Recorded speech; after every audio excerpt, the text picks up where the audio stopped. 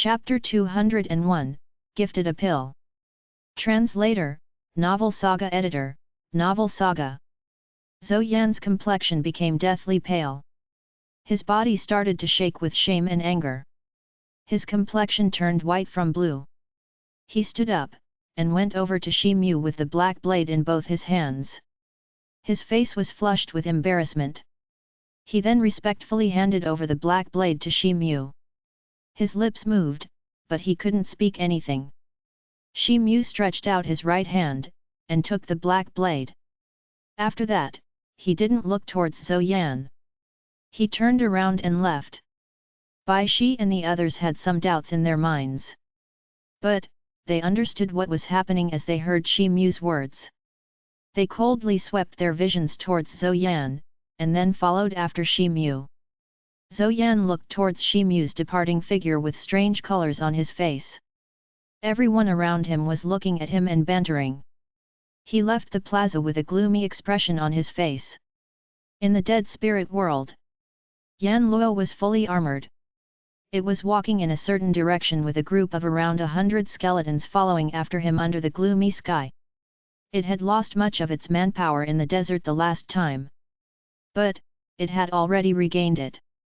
In fact, the strength of this group seemed to be more powerful than its previous group. Black sludge and puddles could be seen everywhere on the ground in the surroundings. Rotten trees of various heights stood in the area. They looked like pieces of black marshes. The marshy ground was unsteady, so much so that one could easily sink into it. But, Yan Luo and the skeletons following after him were passing through it in a smooth manner. Suddenly, Yan Luo stopped walking.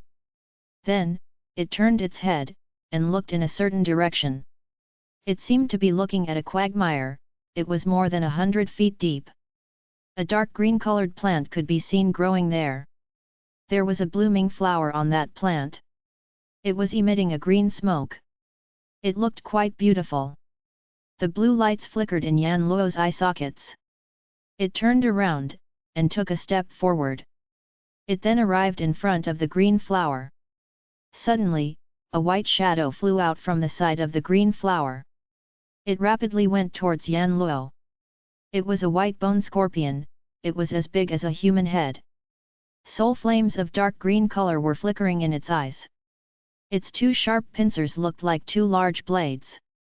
It went chopping towards Yan Luo's foot. It seemed that Yan Luo hadn't seen it. But then, the bone spear in its hand moved. It then pounced towards the head of the bone scorpion. Several thin blue light-ons were shot out from the bone spear.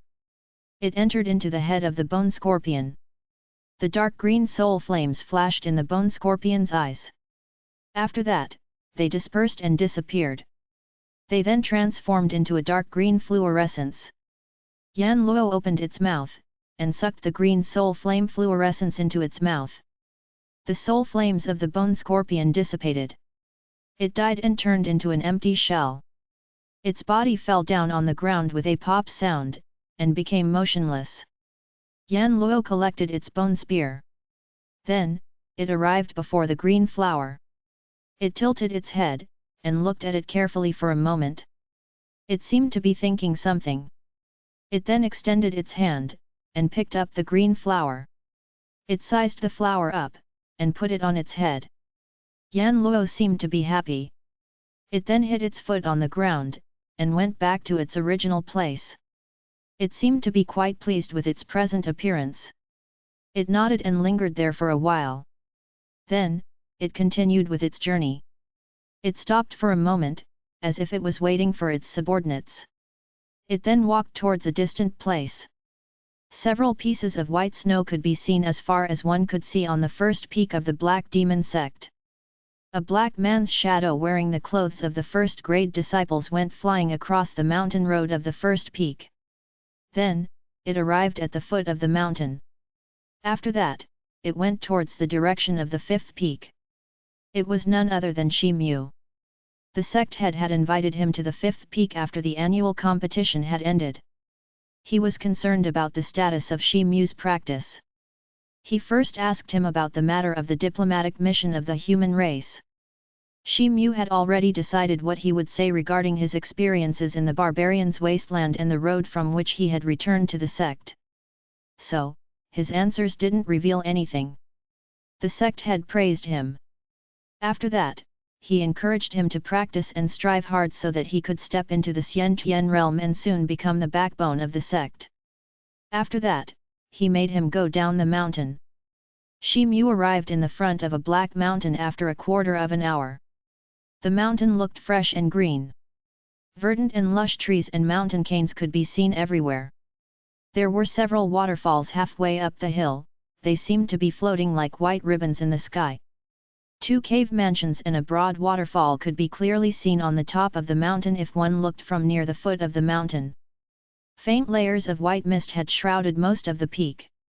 The hilltop was densely covered with white clouds and mist. There was a 20 feet wide mountain road, it looked like a long python. The road passed through the mountain, it had several twists and turns. It led directly to the crest of the mountain. But, there were 2 caves halfway up the mountain, they were dividing the broad road into 2 10 feet wide roads. This black peak had abundant of spiritual influence. It was one of the 3 peaks that were the dwelling places of the first-grade disciples. It was the 5th mountain peak. Shi Mu took a gentle breath. A fresh and clean aura entered into his mind. It made his spirit resonate. He looked happy. The heavenly power at this place was twice as strong as that in the 13th peak. His mood was very good. He went along the spacious mountain roads to the hilltop. The dwelling caves for the disciples of the Black Demon sect were situated on the hilltop that was covered with clouds and mist. A short while later, Shi Mu was about to reach the hilltop when he saw a woman in a distant place. Her figure was exceptionally alluring and beautiful. She was standing on the gate of the cave with a smile on her face. She had impressive breasts. Her face was so beautiful and delicate that it could make a man feel dazzled and stunned. Who else could she be other than Jin Xiaochai? Shi Mu felt tensed in his heart. He walked towards her with a little hesitation. Master Jin, which disciple are you looking for? Shi Mu stepped forward and greeted her. He then said respectfully. The corners of Jin Xiaohai's mouth corner curled upwards, but she didn't reply. Instead, her eyes were filled with curious colors as she turned towards him. She then sized him up and down. At first, Shi Mu felt nervous in his heart. But, Jin Xiaochai stopped in front of Shi Mu. Then, she said with a smile, I've come here to congratulate you for reaching to the top, and becoming a senior disciple in the sect. Moreover, you've progressed with a very good speed, so much so that you've exceeded my expectations. She took 2 steps forward towards Shi Mu as she spoke. I dare not to be called senior in front of Master Jin. A vigilant color flashed through Shi Mu's eyes. He took 2 steps backwards. He then replied neither in a humble, nor in an arrogant manner. Come, tell your Master Jin. Today you displayed such an energetic performance in the ring. Was it because you wanted to make your mark so that your beloved would notice you? Jin Xiaochai chuckled, and took a step forward. Shi Mu took a step backwards. He felt cold in his back due to presence of a stone wall behind him. He was obviously unable to withdraw his steps any further. A faint alluring fragrance revolved around him. Tell, what? Jin Xiaochai was already within his reach. Shi Mu tightened the muscles of his body. He then said. He. Don't you have an infatuation towards the demon witch of Tianyin, et?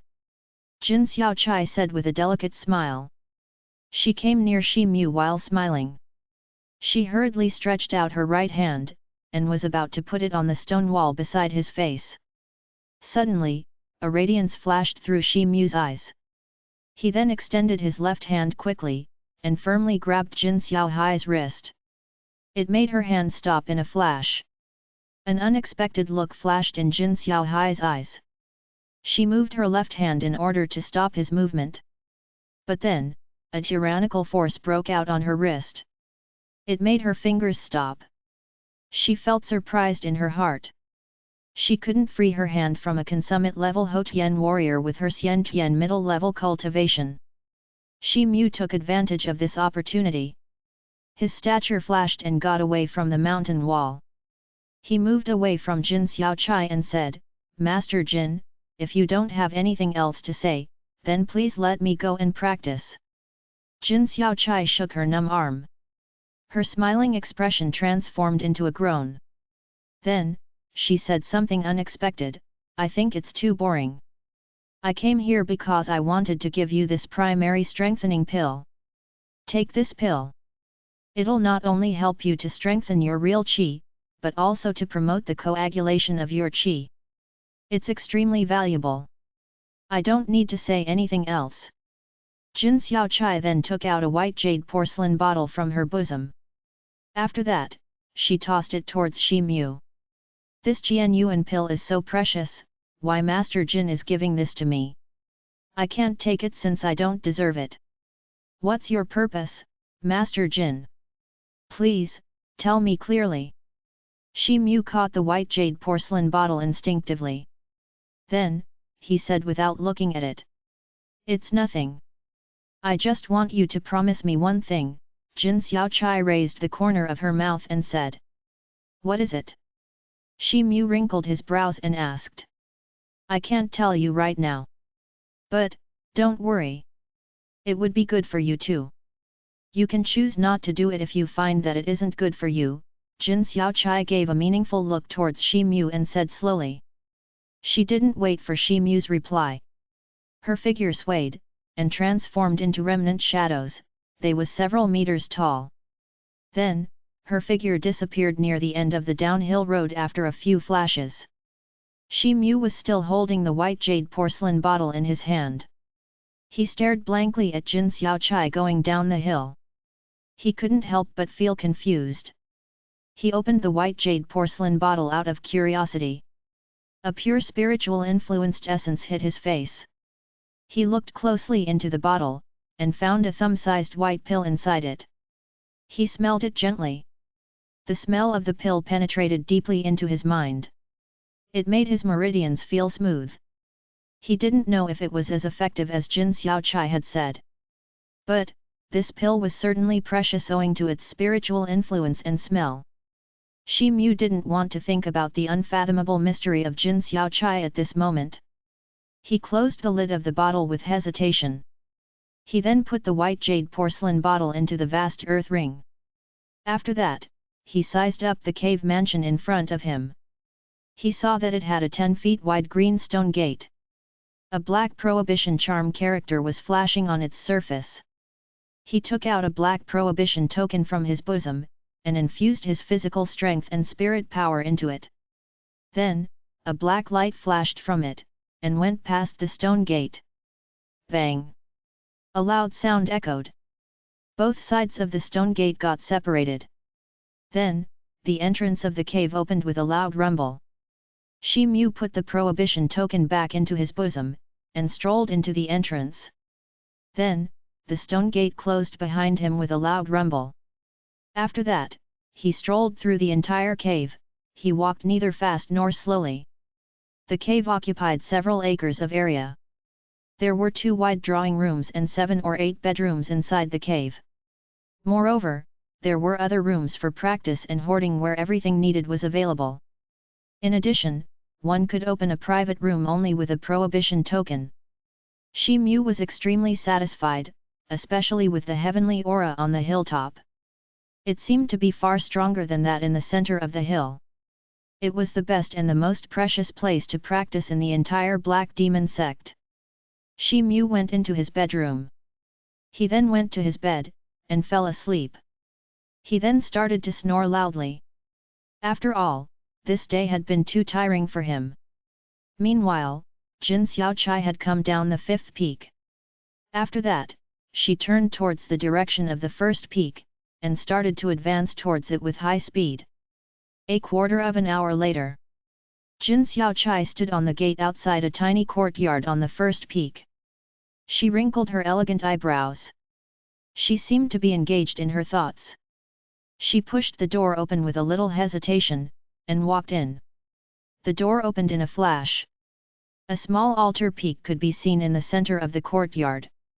Several round black flames were churning up from it in an incessant manner.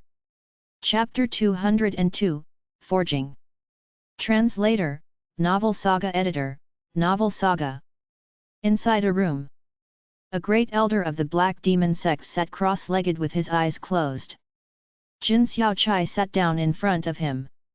The cultivation of the man sitting in front of Jin Xiaochai was the highest in the Black Demon sect.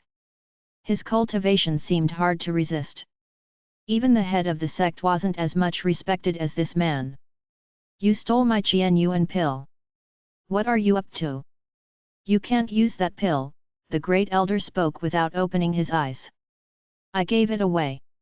It was just one Qian Yuan pill. That's not worth much when considering elder grandfather's magic cultivation. Jin Xiaochai felt a little disdained as she replied. Speaking of which, I had some thought about this Shi Mu. I thought that he died in the wilderness. But, he came back. The great elder opened his eyes.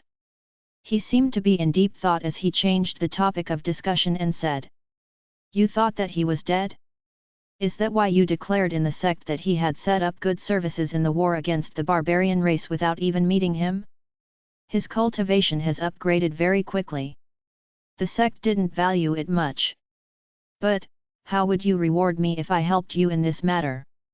Jin Xiaochai curled her lips and said. You stole my pill, and you want me to reward you?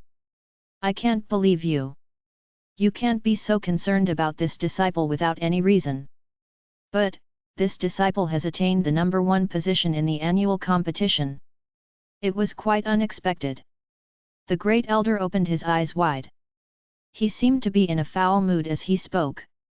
Humph! He desperately wanted to be the number 1. He wanted to make himself famous so that he would be worthy of. I had thought that this boy was fascinating. But, I had never expected that he would have the potential to impact the Xian Tian realm. Jin Xiaochai snorted. She then briefly described the agreement between Shi Mu and the demon witch of Tianyin. He. So, this is what it is. So, count it down. He won't last until he makes it to 30. Miss Shui has a different kind of a talent. And, her ambitions are elsewhere. Dear Chai, you're far too concerned about it. It seemed as if the great elder had realized something. He looked towards Jin Xiaochai with a faint smile on his face. You said that you wouldn't interfere in this matter. So, keep your promise. I'm going to lead this team, no matter what. Even if that is counted as my reward. I can't see myself below that Shui anymore, Jin Xiaochai said loudly. I promise you. But, you'd have to promise me something first. You would have to give me something honorable once you come back, no matter what would be the outcome, the great elder said thoughtfully. The next day in the cave dwelling. Shi Mu sat on the stone table in the living room. He was turning around a flaming demon token in his hand. He seemed to be pondering over something. A white light flashed from the vast earth ring on his finger after a while. Then, the flaming demon token disappeared from his hand. Shi Mu got up, and strode out of his cave residence. Half an hour later, Shi Mu stood in front of an old attic. He had the storage ring on his hand. He had added another 108 flaming demon tokens to it. He had collected 60 of these flaming demon tokens after he had become a first-grade disciple. They were meant as his 1 year's practice resources. The blood-strengthening pills were more in number as far as his ration allocation was concerned, there were hundreds of them. He turned around, and started to walk towards the Holy Spirit Pavilion. Consequently, he added another 48 flaming demon tokens and 12 primary rank spirit stones in his space ring. Half an hour later, in the Hall of Magic. An old man in grey robe with triangular eyes, pointed mouth and monkey-like cheeks lay on a big rosewood table. He had a book in his hand.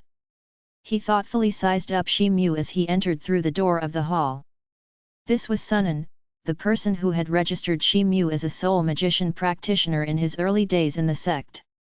Boy, you're skilled in manufacturing magic charms. Moreover, your cultivation isn't weak. You defeated Duan Qianli and Mo Ning in one go. Hee, very good. Sun An sized up Shi Mu with strange colors on his face. He then nodded and said, Master Sun praises me too much. Shi Mu cupped his hands in greeting and replied, I'm saying you're good because you're actually good. And, you're being modest instead. Tell me, what's the matter today? Sun An turned his eyes, and spoke up in an impolite manner. Master Sun, this disciple has come here with the desire to exchange some books on magic cultivation arts. Shi Mu was already familiar with Sun An's temper. So, he thought for a moment, and replied with a faint smile on his face. Oh! Follow me. These books of cultivation arts aren't cheap. But now, you're the number one disciple of the first grade. So, you must be having a lot of flaming demon tokens, the grey-robed old man nodded and said. He then got up, and started to walk towards the rear part of the hall. Shi Mu followed after him. They arrived in an underground stone chamber after a while. Shi Mu checked each and every shelf. He soon found a grey jade booklet. He revealed a smiling expression on his face. The name of the booklet was The Art of Accumulating Spirit Power. Master Sun, this disciple needs the next 10 chapters of this art of accumulating spirit power. How many flaming demon tokens does it cost? Shi Mu arrived at the door of the chamber with the grey jade booklet. He then asked the grey-robed old man. Gag. Boy, the tone of your voice isn't low. The next 10 chapters of the art of accumulating spirit power cost 90 flaming demon tokens. Have you thought about it properly? Sun An glanced towards Shi Mu's hand. He then replied with an expressionless face. Shi Mu's complexion changed. The cost of the art of accumulating spirit power book was beyond his imagination. More than 1/3 of the flaming demon tokens from his space ring would be spent in the blink of an eye. Shi Mu nodded with a squashy pain in his heart. He then handed over the grey jade booklet to Sun An. After that, he went to the wooden shelves, and carefully looked through them. 2 hours passed in an instant. Shi Mu then left the Hall of Magic. Only 1/4 of the flaming demon tokens were left in his vast earth ring now. However, his eyes were filled with colors of excitement. He had also found a book on the middle-level charm arts called The Secret Art of Charm Magic besides the latter 10 chapters of The Art of Accumulating Spirit Power. He could easily begin to comprehend this art with the help of his current spirit grade cultivation base. The practice of this incantation would need a lot of materials. He had spent a lot of flaming demon tokens on one book. This amount would have been an astronomical figure for a common disciple. It was not surprising that the magicians burnt a lot more resources than the warriors. However, the importance of the magicians to the sect was self-evident in this fact alone. Shi Mu moved his hand, and touched the vast earth ring on his finger as these thoughts crossed his mind. Shi Mu appeared on the second floor of the general library after a while. He found something unexpected here since he didn't meet the fat as a meat hill young master Jew. Instead, he met a 40-year-old unfamiliar man who wore a green robe. That man was looking over a few yellow scrolls with keen interest. The table where the parrot cai used to be placed earlier was empty now. This made Shi Mu feel unusual. Senior, I want to go to the blood chamber in order to take some cultivation art. I'm looking forward to some help. Shi Mu took 2 steps forward. He then cupped his hands in greeting and said. Shi Mu had returned to his cave residence after an hour. Now, there was a red jade booklet lying in his space ring.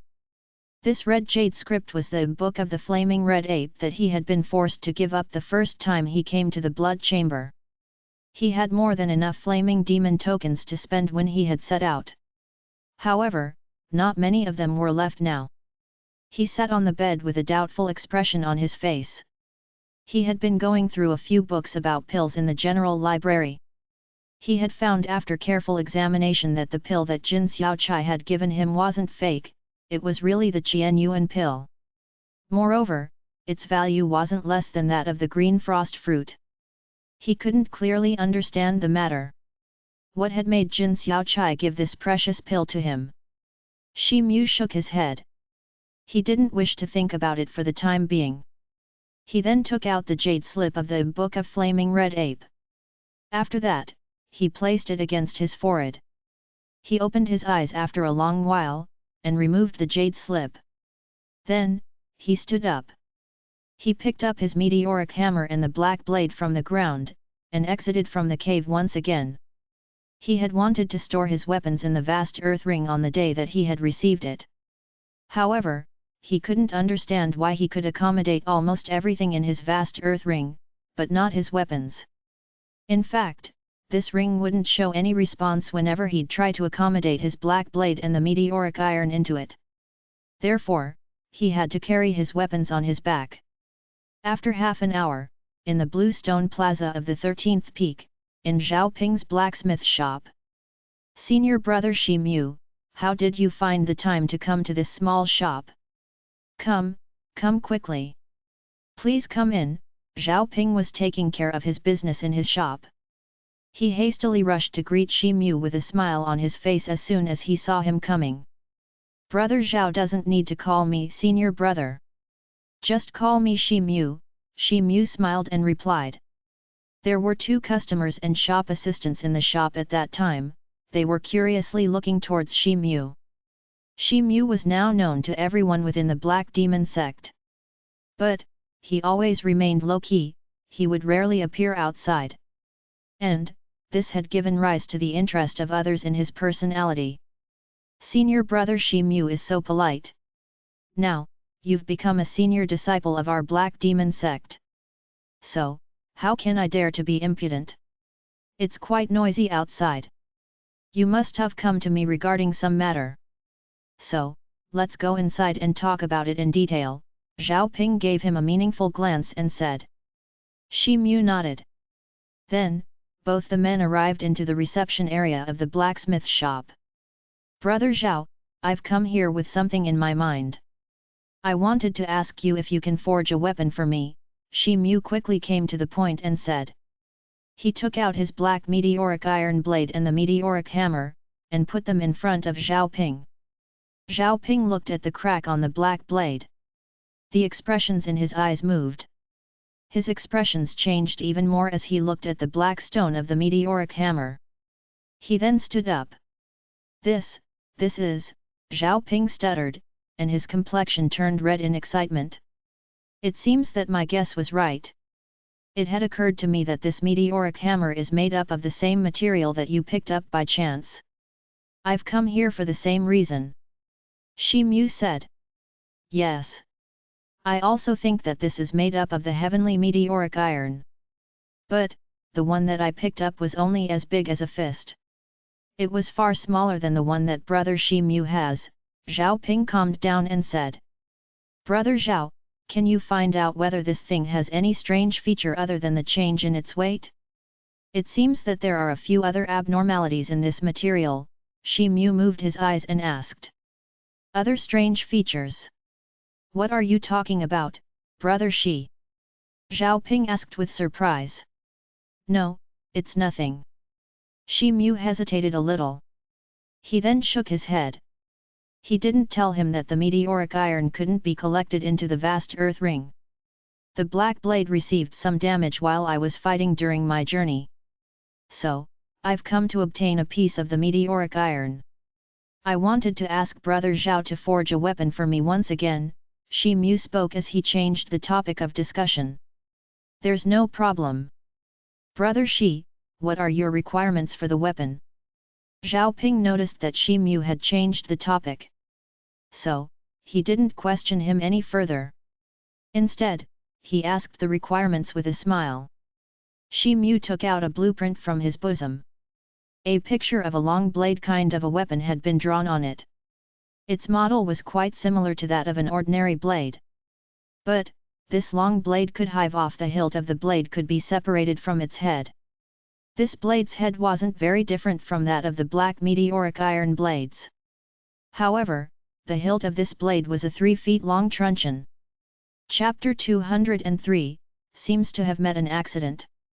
Translator, Novel Saga Editor, Novel Saga. It's a combined weapon. But, its structure is already drawn. So, it won't be difficult to forge it. Zhao Ping understood Shi Mu's requirements as he looked at the model of the weapon. He then replied, "That's good. Brother Zhao can use the entirety of the meteoric iron. The heavier the weight, the better," Shi Mu spoke in a relaxed tone. He wanted to create this weapon owing to his training of the 13 series of Gale Force blade art as a martial arts disciple. He had mastered this technique many years ago. He also needed this weapon owing to his book of the Flaming Red Ape. This book also suggested an exquisite stick-related martial art technique in addition to the basic practice of the art itself. So, he would need a stick to practice this stick-related martial art technique. Therefore, he thought of getting a weapon with a detachable long handle. He had gotten this idea from a weapon that was recorded in the secret arts of the Zhong clan. This weapon was a combination of blade and stick. So now, he could attain both the arts at the same time. The range of the attack of this long weapon would be wider. And, it would be able to show bigger advantage in a fight if it was heavy enough. But, the smelting process of the meteoric iron is complex and extremely time-consuming. It would take at least 2 months to carve this blade even though I possess the experience of from black blades forging, Zhao Ping thought for a while and said. "No problem. I'll come after 2 months to take it. I'll pay you for all the expenses incurred during this period once the work is done. The reward won't disappoint you," Shi Mu replied with a smile. He then stood up. "What are you saying, Brother Shi? You have an honorable status now. Your mere visitation to this shop of mine is like a live advertisement for me. The reward isn't necessary," Zhao Ping waved his hand as he declined Shi Mu's offer. Shi Mu laughed out loud. But, he didn't refuse. He then chatted with Zhao Ping for a while. After that, he got up and took his leave. He hesitated a little after he came out of the blacksmith's shop. He didn't go back to his cave dwelling. Instead, he started to advance towards the 13th peak. It was natural that he would record charm spells on his new weapon. So, he would need the venom of the golden lizard. Shi Mu arrived at the residence of young Master Zhu after half an hour. He was about to knock on the door, but stopped. He wrinkled his brows as his eyes fell on the ground in front of the stone gate of the house. There was fine dust on the ground. But, there were no traces of footprints in front of the door. He estimated that no one had entered or exited the house for almost a month. Does young Master Zhu remain secluded in his house these days? Shi Mu thought. "Young Master Zhu, disciple Shi Mu has come to visit you," he knocked on the door and yelled in a high voice. He waited for a moment, but there was no response from inside. Shi Mu wrinkled his brows. He shouted a few more times. But, he couldn't hear anything, except for the sound of the wind. "Anybody in there?" He had gone to the general library a while ago. But, Master Zhu hadn't been there either. Shi Mu hesitated. He then pressed his hand against the door, and pushed it. The door wasn't locked. It seemed to be made up of stone, but it was much heavier, probably owing to some prohibition. Shi Mu used half of his strength, and slowly opened the stone gate. It issued a creaking sound due to friction. There was a hall in the entrance, it was dimly lit. "Is Master Zhu in? This disciple has come to pay you a visit." He stood on the gate, and didn't go in. He yelled one more time. "Is anybody coming? I'm starving to death, alas." "Oh," a weak and rough voice was heard from the depth of the hall. Shi Mu was startled. This voice was husky, but he had recognized the master of this voice. "Cai." Shi Mu went in. Thin layers of dust fell inside the hall as he entered. It seemed that nobody had passed from there since a long time. Shi Mu followed the voice, and arrived at a corner of the hall. A golden cage was hung there. A colorfully feathered parrot crouched inside it. It was Cai. I remember you. You're that human Shi Tiu. Cai's feathers were gloomy, and its aura looked dispirited. It looked towards Shi Mu. It then raised its voice as he filled with excitement. My name is Shi Mu. Shi Mu was startled. He didn't know whether he should be happy or sad. But, he corrected Cai. Shi Mu. Shi Mu, yes. You can be anything. Just let me out quickly. Give me some food and water. It has been more than 10 days since I've tasted water. Cai flapped its wings and shouted. Shi Mu wrinkled his brows. But, he didn't open the cage to free the parrot. He waved his hand, and took out a water bag. Then, he filled the sink in the cage with water. After that, he took out some nuts, and threw them into the cage. These nuts were green shuttle fruits. Shi Mu had purchased them from a small shop. He had bought them to feed the parrot. Cai yelled out in excitement. It went up in an impatient manner, and started to gulp down the water. It quickly drank more than half of the water in the sink. Then, it gobbled down some pieces of nuts. He came to a stop after he had eaten enough of them. Quack! Quack! I almost died of starvation. But now, I've eaten to my fill, and I feel well. Cai ate and drank to its fill. It then patted its stomach with its wings. After that, it narrowed its eyes in comfort and spoke in a loud voice. What's going on here? How's it that nobody has come here in such a long time? What about young Master Ju?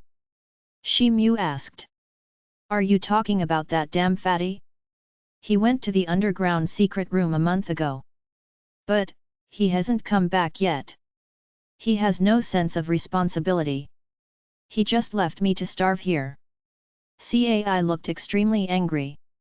And, it continued to repeat its sentence about it starving to death. Shi Mu's complexion changed as he heard this. He felt a bad premonition in his heart. Do you know what young Master Ju is doing down there? He asked with hesitation. How would I know? Cai wasn't in a good mood. It then shouted at Shi Mu once again to let it out of the cage. Shi Mu didn't pay attention to the noisy parrot. He thought for a while, and took a step forward. He then arrived in the front of a wall in the depth of the hall. Shi Mu remembered that he had entered the underground secret room with young Master Ju from this place. Bang! A light sound was issued. Shi Mu recalled the way young Master Ju had opened the secret room last time. And, he patted a specific area of the wall with his palm. However, nothing happened. Quack! Quack! The parrot's mocking shouts were heard from behind. Do you know how to open the door of the secret room? Shi Mu turned around, and looked towards Cai. I know it. But, you'll have to let me out if you want me to tell you, the parrot replied proudly. Shi Mu let out a silent sigh. He then opened the golden cage. The parrot flapped its wings. It then came whooshing out of the cage. It relaxed its muscles and bones by hovering and fluttering in the hall. It then let out shouts in excitement. After that, it came down in a leisurely manner. Well, now tell me how to open the door of the secret room, Shi Mu said. I'll tell you since you're more pleasing to the eyes than that fat person. The parrot spread out one of its one wing, and dropped it on Shi Mu's shoulder. That fatty Jew is gutless. It's quite complicated to open the door of the secret room. You would have to use many tricks at the same time in order to open it. The area that you patted was right. But, you weren't standing at the right place, the parrot explained in a proud manner. Shi Mu was flabbergasted. He hadn't noticed this detail when he had entered into the secret room the last time. According to what this parrot said, young Master Ju seemed like an extremely careful character. But, it was a secret room when the matter came to it. Shi Mu placed his feet on the floor at the place where the parrot had indicated. He then patted the wall with his palm and exerted himself. Kaka! The wall slowly slit open with a gentle sound. It exposed a dark passage inside. Shi Mu exposed a happy expression on his face. He was about to say something, but then his complexion changed. There was some kind of a stink in the passage. It smelt so disgusting that he wanted to vomit. Shi Mu covered his nose with his hand, and took a step backwards. Then, loud shouts of the parrot were heard. It spread its wings and flew out. This is the smell of a rotten corpse. Can it be that?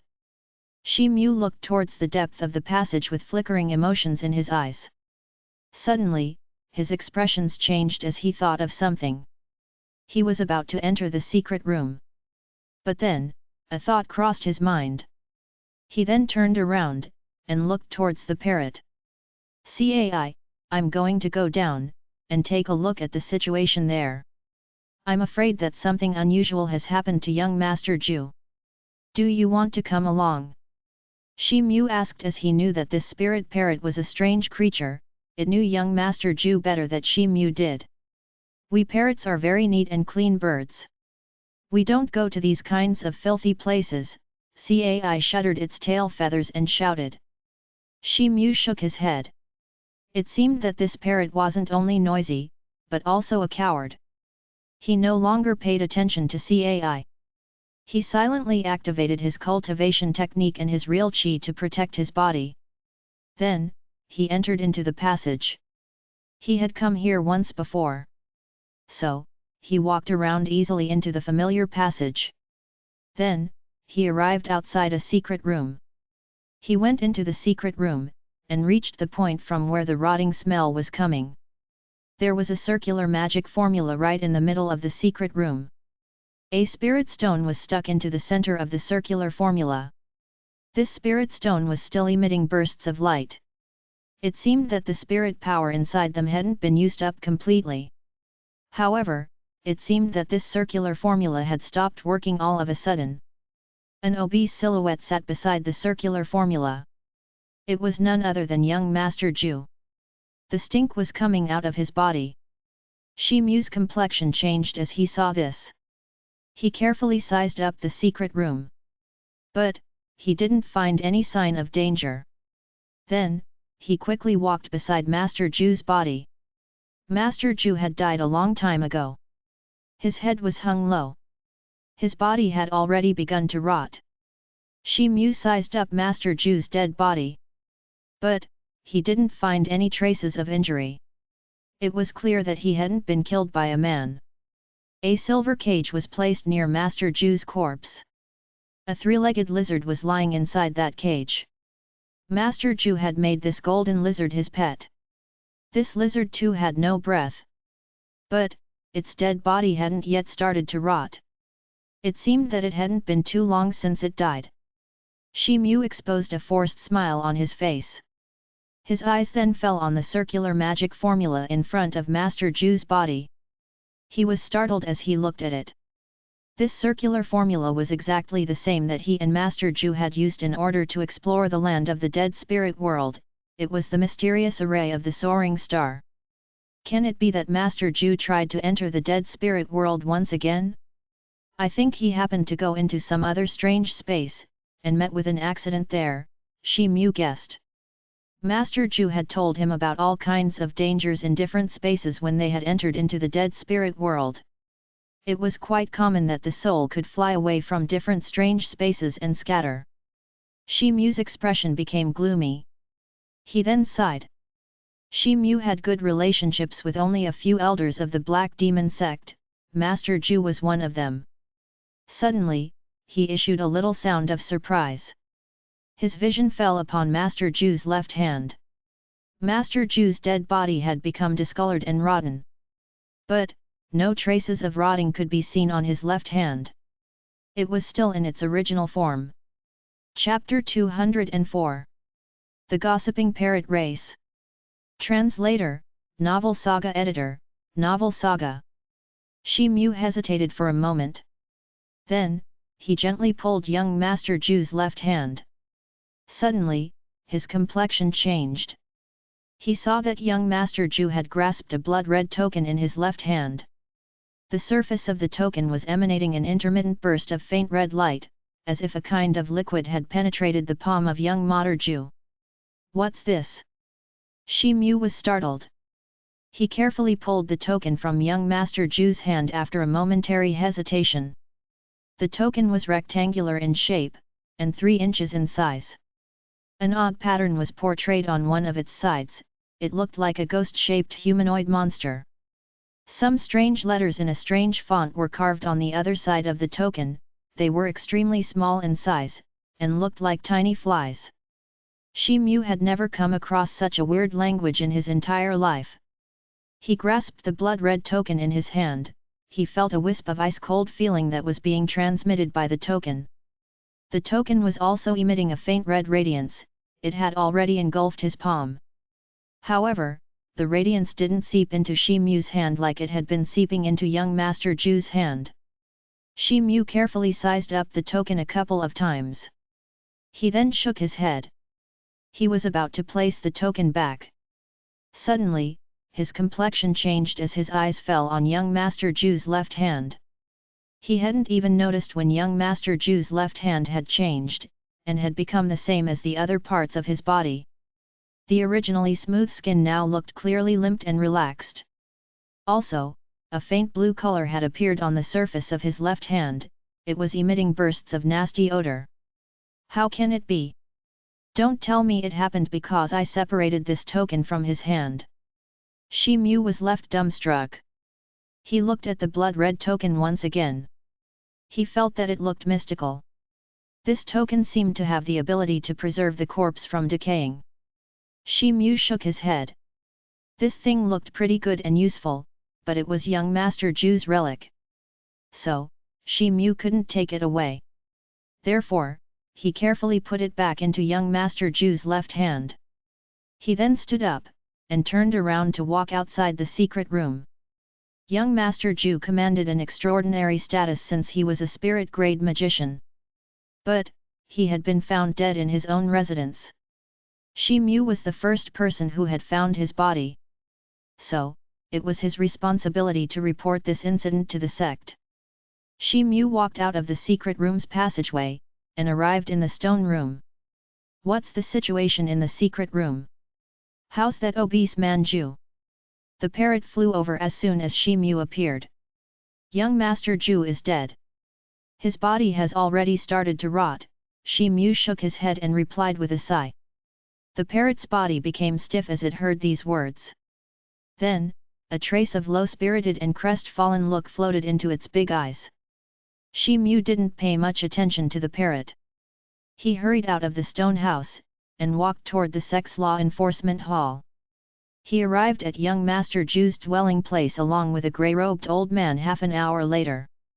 The grey-robed old man was Elder Zhenxing, one of the judges in the recent annual competition. He was the law enforcement elder of the Black Demon Sect's law enforcement hall. The two hurriedly entered the stone house, and arrived at the entrance of the secret room.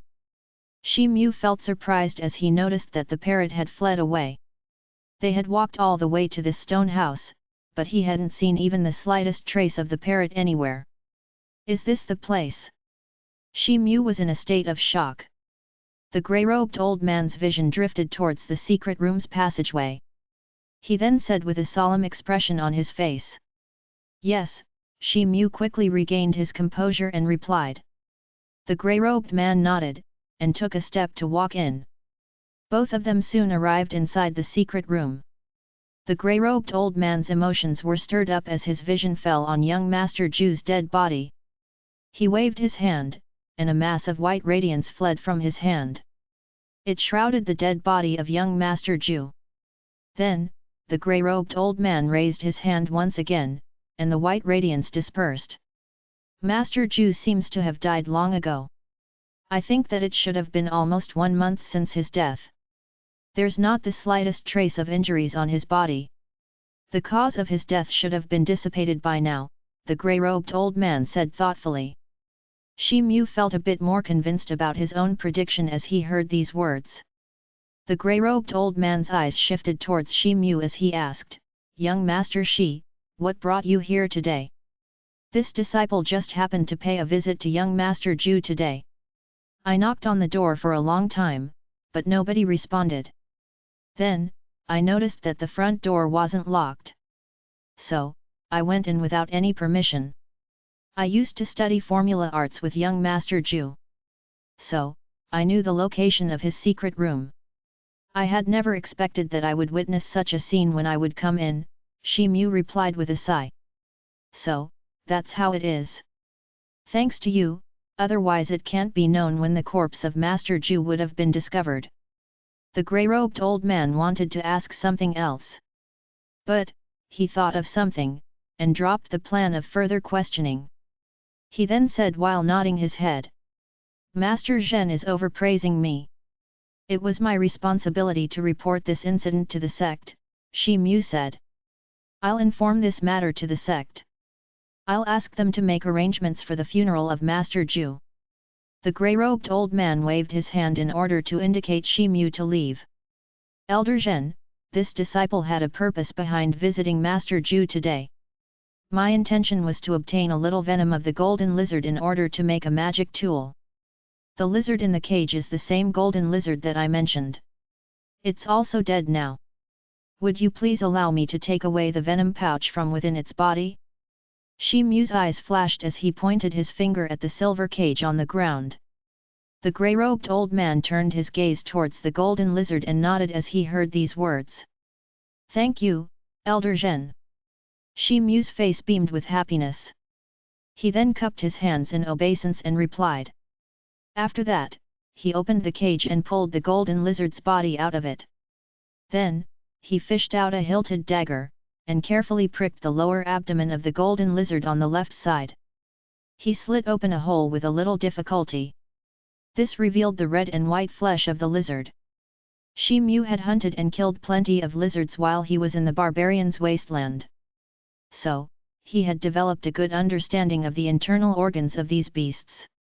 The golden lizard was a metal attribute strange beast. The texture of its skin was as solid as a metal. Therefore, there wasn't the tiniest sign of decay on its body.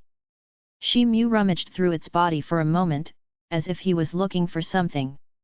Suddenly, his face blazed with exhilaration.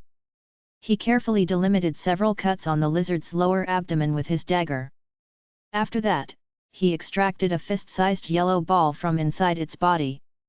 The ball was exuding a whiff of strange odor, it was the venom pouch of the lizard. Shi Mu's complexion gleamed with a blissful expression. He took out a jade box, and placed the venom pouch carefully inside it.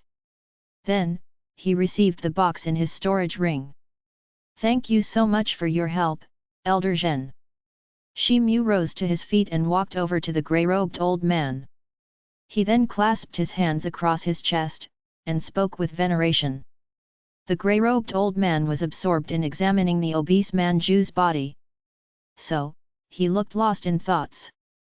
But, he regained his composure as he heard Shi Mu's words. It's just a trivial matter. Young Master Shi doesn't have to be so formal. Anyways, it's not suitable for you to stay here any longer as the presence of the dead Qi seems to be quite heavy here. You better leave as soon as possible. Leave the rest to this old man, the grey-robed old man said. Yes. Shi Mu nodded. He then glanced at Master Zhu's corpse, and let out a sigh in his heart. After that, he turned around and walked towards the exit. He stepped out of the stone house after a while. Then, his face regained its calmness. It could be said that life and death had always accompanied him everywhere throughout his journey of practice. So, Shi Mu wasn't a sentimental person. He descended the mountain while walking along the road. Suddenly, a burst of wings flapping sounds transmitted from behind him. A feathered parrot flew out of the woods close to the mountain. It then appeared in front of Shi Mu. It was Cai. Cai, why did you fly over here? The tips of Shi Mu's eyebrows twitched. A foul smell had permeated the entire house. So, I couldn't stay there any longer, Cai shouted in reply. Young Master Zhu is dead. Why weren't you sent back to your dimension automatically? Shi Mu thought of something and asked. Humph. That obese man has died a sudden and violent death. So, I'm unable to leave this world and return to my own place, Cai replied while issuing crying sounds of wawa. Its eyes revealed a dejected look. Can something like this happen? Shi Mu felt a little surprised. But, he had already guessed this. This parrot and the golden lizard were living creatures. They didn't require a huge consumption of spirit power of the spellcaster. Therefore, young Master Zhu had been able to keep these two creatures at his side as pets for such a long time. Cai couldn't return to his dimension as young Master Zhu was dead now. So, what's your next plan? Shi Mu fired another question. I'm unfamiliar to this place. So, I intend to accept a master again. I think that you're more pleasing to the eye. So, I would like to follow you from now on, Cai said while fluttering its wings. Follow me? Absolutely not. Shi Mu froze to the spot for a moment. He turned down this proposal even without giving it a second thought. The parrot was extremely uproarious. Moreover, young Master Zhu had once told him that Cai wasn't bestowed with any special ability apart from the fact that he was very talkative and highly intelligent. Therefore, it would be exceedingly bothersome to let it tag along with him. What? I, a noble male parrot, would like to follow you. How did you dare to turn your back on me? Cai issued a wawa shout in a furious manner. Do you possess any other ability apart from being utterly talkative? Shi Mu gave a supercilious look, and asked in an irritated tone. That obese man Zhu told you that I'm a useless creature, and you believed him? You're very naive. Why would that obese man Zhu summon this honorable bird to this world at such a great expense if I was such a futile creature? The parrot sneered as it said. What do you mean? Shi Mu was dumbfounded. He then asked tentatively. The special ability of our gossiping parrot race is to share vision with our master. We're able to share the vision with our master for some time through the power of contract once we sign a contract with a human, the parrot said haughtily. Shi Mu opened his eyes wide as he heard these words, his heart thumped in astonishment. Having such a spirit pet on his side was equivalent to having an additional pair of eyes if the words spoken by the parrot were true. Moreover, the parrot could fly. This ability made it quite suitable to be a spy. Is it the truth? Shi Mu remained silent for a moment. He then asked. Of course it is. Why I would deceive you, the parrot replied contemptuously. In that case, you're indeed quite useful. So, it's all right for you to follow me. But, you didn't hesitate to disclose this special ability of yours to me. It seems that you've chosen to follow me not only because you're new to this world, there must be some other reason, right? Shi Mu nodded and asked. The parrot rolled its eyes. It then said, of course. There's something I need you to do for me. What's that? You better spit out everything clearly, Shi Mu said with an expressionless face. This honorable bird was used by the obese man Zhu for despicable means and deceiving this world. This place is not my native place. I chose you because I've seen you do things your ability. But, you've to promise me something. You'll have to send me back to my own world once you acquire enough strength, the parrot looked solemn as it said. According to young Master Zhu, a person needs to fulfill 3 major conditions in order to perform this. I neither have the remains of a powerful creature from your dimension, nor do I know the exact position of your dimension. Then, how would I send you back? Shi Mu was speechless. Everything depends upon the human effort. But, you're not strong enough to accomplish that. You'll certainly find ways to fulfill these conditions when the time comes, the parrot said. A trace of amazement appeared on Shi Mu's face. His eyes flickered as he sized up the parrot. He then nodded and replied, Fine, I promise you. The parrot quacked and flapped its wings twice. It seemed as if it was delighted. Shi Mu swept his gaze all around.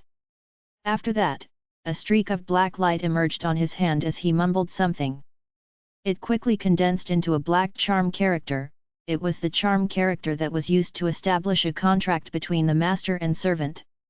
He then flicked his hand, and the black charm character drifted toward the parrot's head. The parrot was very complaint. It let the character seep into its head easily, regardless of what it was. A wisp of Shimu's spirit melted into the parrot's spirit along with the contract. Therefore, the master and the servant's spirit got connected with a thread of contract. Chapter 205, New Weapons Are Ready. Translator, Novel Saga Editor, Novel Saga. Shimu arrived at his cave dwelling with Cai half an hour later. The cave dwelling was situated on the summit of the fifth mountain peak. The environment of this place is pretty good. In fact, it's far better than the obese Manju's rotten stone house. Cai's eyes brightened up as soon as he entered the cave. It spread its wings, and started to fly in a circle inside the spacious hall. Its excited flight was accompanied with loud and energetic shouts. "Well, I think I'm going to like staying here." Cai continued to fly for a while. It then flew down, and arrived beside Shimu. It tilted its head, and said while gazing at Shimu, "I don't have a birdcage." "So, you do as you please," Shimu knitted his brows and said. Shimu was regretting a little in his heart for giving shelter to this boisterous and unpleasant parrot. They had walked to this place. But, this parrot had hardly stopped talking for a moment. And, its constant blabbering had given him a severe headache.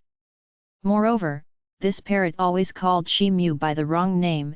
It was hard to guess whether it was intentional or unintentional. It was corrected a few times, but it was continued to do it. It seemed as if it wasn't interested in addressing Shimu properly. Shimu didn't wait for the parrot to reply. He took a step forward, and walked inside his private room. This place is bigger than the birdcage. But, it would be too boring and senseless to fly here all the time. This honorable bird must go out every day to stroll around and breathe freely. The parrot's voice resounded once again. Bang! A loud sound of a closing door was heard before it could finish its sentence. Then, its voice was blocked outside the door. Shimu finally exhaled a long sigh of relief. A trace of a bitter smile crawled across his face as he entered into his private room. He went straight to the bed, and sat down cross-legged.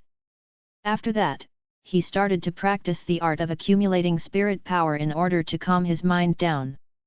He then opened his eyes. A faint trace of a golden gleam flickered in his eyes a couple of times.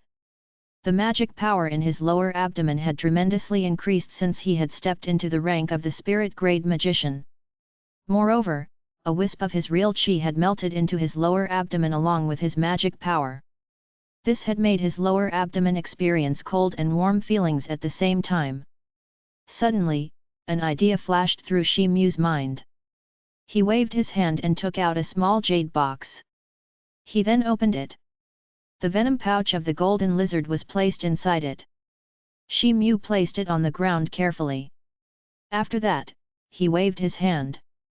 Then, several white porcelain bottles appeared on the ground. He picked up the venom pouch, and punctured a tiny hole with a needle in it. A pale yellow liquid started to flow out of the hole. It was accompanied by a pungent stench. Shimu used a porcelain bottle to collect the liquid. All the venom had drained away from the venom pouch after a short while. The venom pouch looked shriveled now. Moreover, 3 or more porcelain bottles could be seen in front of Shimu. They all were filled with the venom. The quantity of the venom inside them was sufficient to record a charm spell. Shimu received the porcelain bottles into his storage ring. Then, he waved his hand, and a piece of blue jade slip appeared before him. He had exchanged this slip from the Hall of Magic. It was the secret art of charm magic. Shimu placed the slip against his forehead. Then, he tried to comprehend its contents by infusing his spirit power into it. 2 months later, Shimu left his cave dwelling at the crack of dawn. He had thoroughly memorized the middle-grade charm spells and charm characters of the secret art of charm magic by now. He had also mastered the drawing of 5 or 6 middle-grade charm spells after several attempts. The middle-grade charm spells generally comprised of 12 or more charm characters. So, the difficulty of drawing it was far beyond the preliminary level charm spells. However, it wasn't a big deal for Shi Mu. He had also refined a number of middle-grade magic charms through various ways during this period. He had sold them in batches to the markets inside and outside the sect. He had exchanged them for 2 middle-grade spirit stones and over 800,000 silvers. Shi Mu arrived outside the blacksmith's shop half an hour later. Zhao Ping ran out of the shop to greet him as soon as he saw him coming. "Brother Shi, I've completed the weapons that you wanted me to refine. I completed them 3 days before the designated date by working around the clock." A blissful smile was spread across Zhao Ping's face. He stepped forward and said with a smile in hope to win appreciation for his splendid attainment. "Brother Zhao, you're indeed extremely laborious. Let's go inside. I want to appreciate your craftsmanship," Shi Mu's eyes flashed as he said with a smile. "Please come inside quickly." Zhao Ping chuckled and led Shi Mu inside. The blacksmith's shop hadn't yet opened for the business.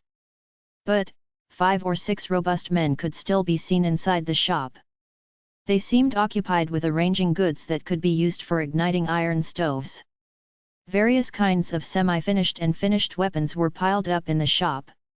They seemed a lot more in number than 2 months ago. Shi Mu followed after Zhao Ping, and arrived at his special forging room. A burst of scorching air wave hit him in his face as soon as he entered the room. The blazing white flame of the stove inside the room seemed to be rolling like waves. Even the air above the flame seemed to be smeared with faint ripples. Shi Mu swept his vision all around, and found a long hilted blade and a 3 feet long stick placed on the nearby casting platform. Both the things were dark black in color. "Brother Shi, the edge of this long blade is nearly 3 feet and 6 inches long. Its hilt is 1 foot and 2 inches long. The weight of this blade is 900 or more pounds. This short stick is 3 feet and 4 inches long. It's quite heavy, it's more than 1,000 pounds in weight. There's a spiral tooth on one of its ends, so that you can connect it with this long blade. Both of them together are 8 feet long." Zhao Ping stood next to the casting platform's edge. He gave a detailed explanation while pointing his finger towards the long blade and the short stick. Shi Mu stuck his gaze at the short stick, and realized that it was as thick as a child's arm. Its entire body was perfectly round in shape. Moreover, a steady flow of black radiance could be seen on the surface of its pitch-black body. The precise location of the spiral tooth had also been handled very proficiently. It was enough to exhibit the exquisite standard of Zhao Ping's craftsmanship. The surface of the short stick was entirely black, so much so that it could make any person think that it was considerably heavy. Shi Mu stretched out his hand, and grasped the short stick. He then wielded it conveniently in the air. "Hoo!" A heavy air-splitting sound rang out inside the room. A shadow fled downwards at the same time while producing a strong gust of wind around it. Zhao Ping started to feel a little problem in breathing due of the impact of the wind. Shi Mu had lifted such a heavy weapon as if it was extremely light. He had even unleashed an attack with an extreme might. A gleam of amazement flashed through Zhao Ping's eyes as he witnessed this incredible scene. But, Shi Mu didn't pay attention to Zhao Ping's expressions. He looked satisfied as he checked the weight of the short stick with his hands. After that, he picked up the long-hilted blade, and pressed his hand against it in order to feel it. This black meteoric blade was a lot longer and wider than the previous one. Its shape also looked slightly different. The blade was perfectly straight like a cutting blade. It looked plain and simple without any adornments. It was emanating a murderous and imposing aura in a continuous manner. But, the blade's hilt was round. Moreover, there was an arm-thick hole at its end so that the short stick could be attached to it. "It's a good blade." A trace of gladness flashed through Shi Mu's eyes. He then spoke in appreciation. "Brother Shi is flattering me." Zhao Ping's face lit up with delight as he looked at his own work. Shi Mu grasped the short stick and the hilted blade with each of his hands. Then, he moved his hands. An 8-feet-long broadsword with an imposing aura appeared in front of him. It was approximately 2,000 pounds in weight. However, it looked quite handy in Shi Mu's hand. A ray of light flashed across Shi Mu's eyes. He drew a few steps backwards, and raised the blade with his hands. His real qi traveled through his arm, and streamed into the blade's tip. After that, he moved his blade downwards. Boom! A qi explosion sound resounded in the air. The blade shadow fell down while carrying a formidable force as mighty as Mount Tai. The strong gust of wind issued a dull thumping sound. The sharp tip of the blade was barely 1 foot away from the ground. Suddenly, Shi Mu's muscular arms twisted, and the momentum of the blade stopped halfway. The blade didn't hit the ground. However, a white trace appeared on the solid black stone floor. Amazing! It's an extremely heavy weapon. Only Brother Shi can use it so conveniently. Zhao Ping was left stupefied for a moment as he saw that. The might of the last strike wasn't something that an ordinary person could attain, especially when this weapon was 2,000 pounds in weight. Brother Zhao, your craftsmanship is really commendable. This blade is quite handy. I would like to seize this opportunity, and carve a few formulas on it. Can I borrow this special forging room for some time? Shi Mu said. Of course, there's no issue. Zhao Ping shot a jealous glance towards the storage ring in Shi Mu's hand as he said. After that, he turned towards Shi Mu, and explained the ways to use the all-positivity formula. He also highlighted the matters that needed attention for refining a magic tool. The all-positivity formula on the stove was used for adjusting the temperature of the stove's flame. This charm spell was extremely simple. Therefore, Shi Mu mastered it quickly. After that, Zhao Ping took his leave. Shi Mu was alone in the special forging room now. He fished out one of the porcelain bottles filled with the venomous lizard's venom from his bosom. He then turned around towards the stove. He followed Zhao Ping's instructions, and embedded a spirit stone into the stove. After that, his fingers started to move in an irregular fashion while facing the stove, and shot a set of charm spells towards the all-positivity formula. The flame in the furnace gradually grew larger under Shi Mu's control. The temperature also started to increase with each passing second. The flame finally turned faint blue in color. Then, Shi Mu grasped the short stick with a 10-feet-long fire tongs, and inserted it into the stove. The temperature of the short stick gradually declined half an hour later. The radiance of the blue light grew brighter at the same time. Suddenly, a burst of intense fluctuation ensued in the air. Then, a formula consisting of nearly 20 complicated blue magic characters emerged on the surface of the stick. This formula was called Wind Shadow Formula. It was a middle-grade wind attribute charm spell. Shi Mu superimposed 6 layers of this formula one after the other. He also inlaid a misty green-colored spirit stone at the center of this stick. It was also a middle-level spirit stone. He looked at the short stick in his hand. It had now been upgraded to a middle-ranked magic tool. Shi Mu nodded with satisfaction. Then, he put down the short stick, and grasped the meteoric iron blade with the tongs. He then shoved it into the stove. Bursts of intense fire attribute flames burst out in the room after half an hour. A row of fiery red mysterious magic characters had been inscribed on the surface of the black meteoric blade. Shi Mu carved a middle-grade charm spell on the black blade. It was called the Burning Cloud Charm Spell. He then superimposed 6 layers of this formula on the blade, and embedded a fire attribute, middle-grade spirit stone in the blade's hilt. Shi Mu's eyes gleamed. He hit a charm spell. Then, the temperature of the stove dropped down. Shi Mu took out 2 black bags made up of cloth from the storage ring. He wrapped up the short stick and the black meteoric blade into the cloth. He then hung both of the weapons on his back. They were intersecting each other on his back. After that, he pushed open the door of the room and walked out. Zhao Ping didn't rush over to see Shi Mu off as he saw him coming out of the room. He was dying to see the recently upgraded weapons hanging on Shi Mu's back. But, he didn't dare to ask anything. Shi Mu left after forcefully handing around 600,000 worth of money to Zhao Ping. On the fifth mountain peak, Shi Mu stood under a big tree with a tranquil expression on his face. The tree was as thick as a man's waist. Several scattered boulders could be seen everywhere in the surroundings. The biggest one of them was nearly 70 to 80 feet high. Shi Mu held a 3 feet long meteoric iron stick in his left hand. A long hilted black blade was inserted into the ground nearby. Shi Mu stimulated his real qi within his lower abdomen. The real qi surged, and rushed towards the short stick that he held in his hand. The blue magic characters carved on the surface of the short stick lit up. Then, a layer of blue radiance wrapped the entire stick. Shi Mu focused his gaze on the tree trunk. He leant forward, and held the short stick in the center. The body of the stick turned fuzzy, and a blurred blue shadow hacked towards the tree to chop it down. Boom! A loud rumbling sound was heard. A loud explosion was heard as the tree trunk was hit. A dozen or more feet high tree crashed down with a burst of crackling sounds. Shi Mu's eyes beamed with happiness. The speed of the short stick had increased to a great extent due to the 6 layers of the wind attribute charm spell.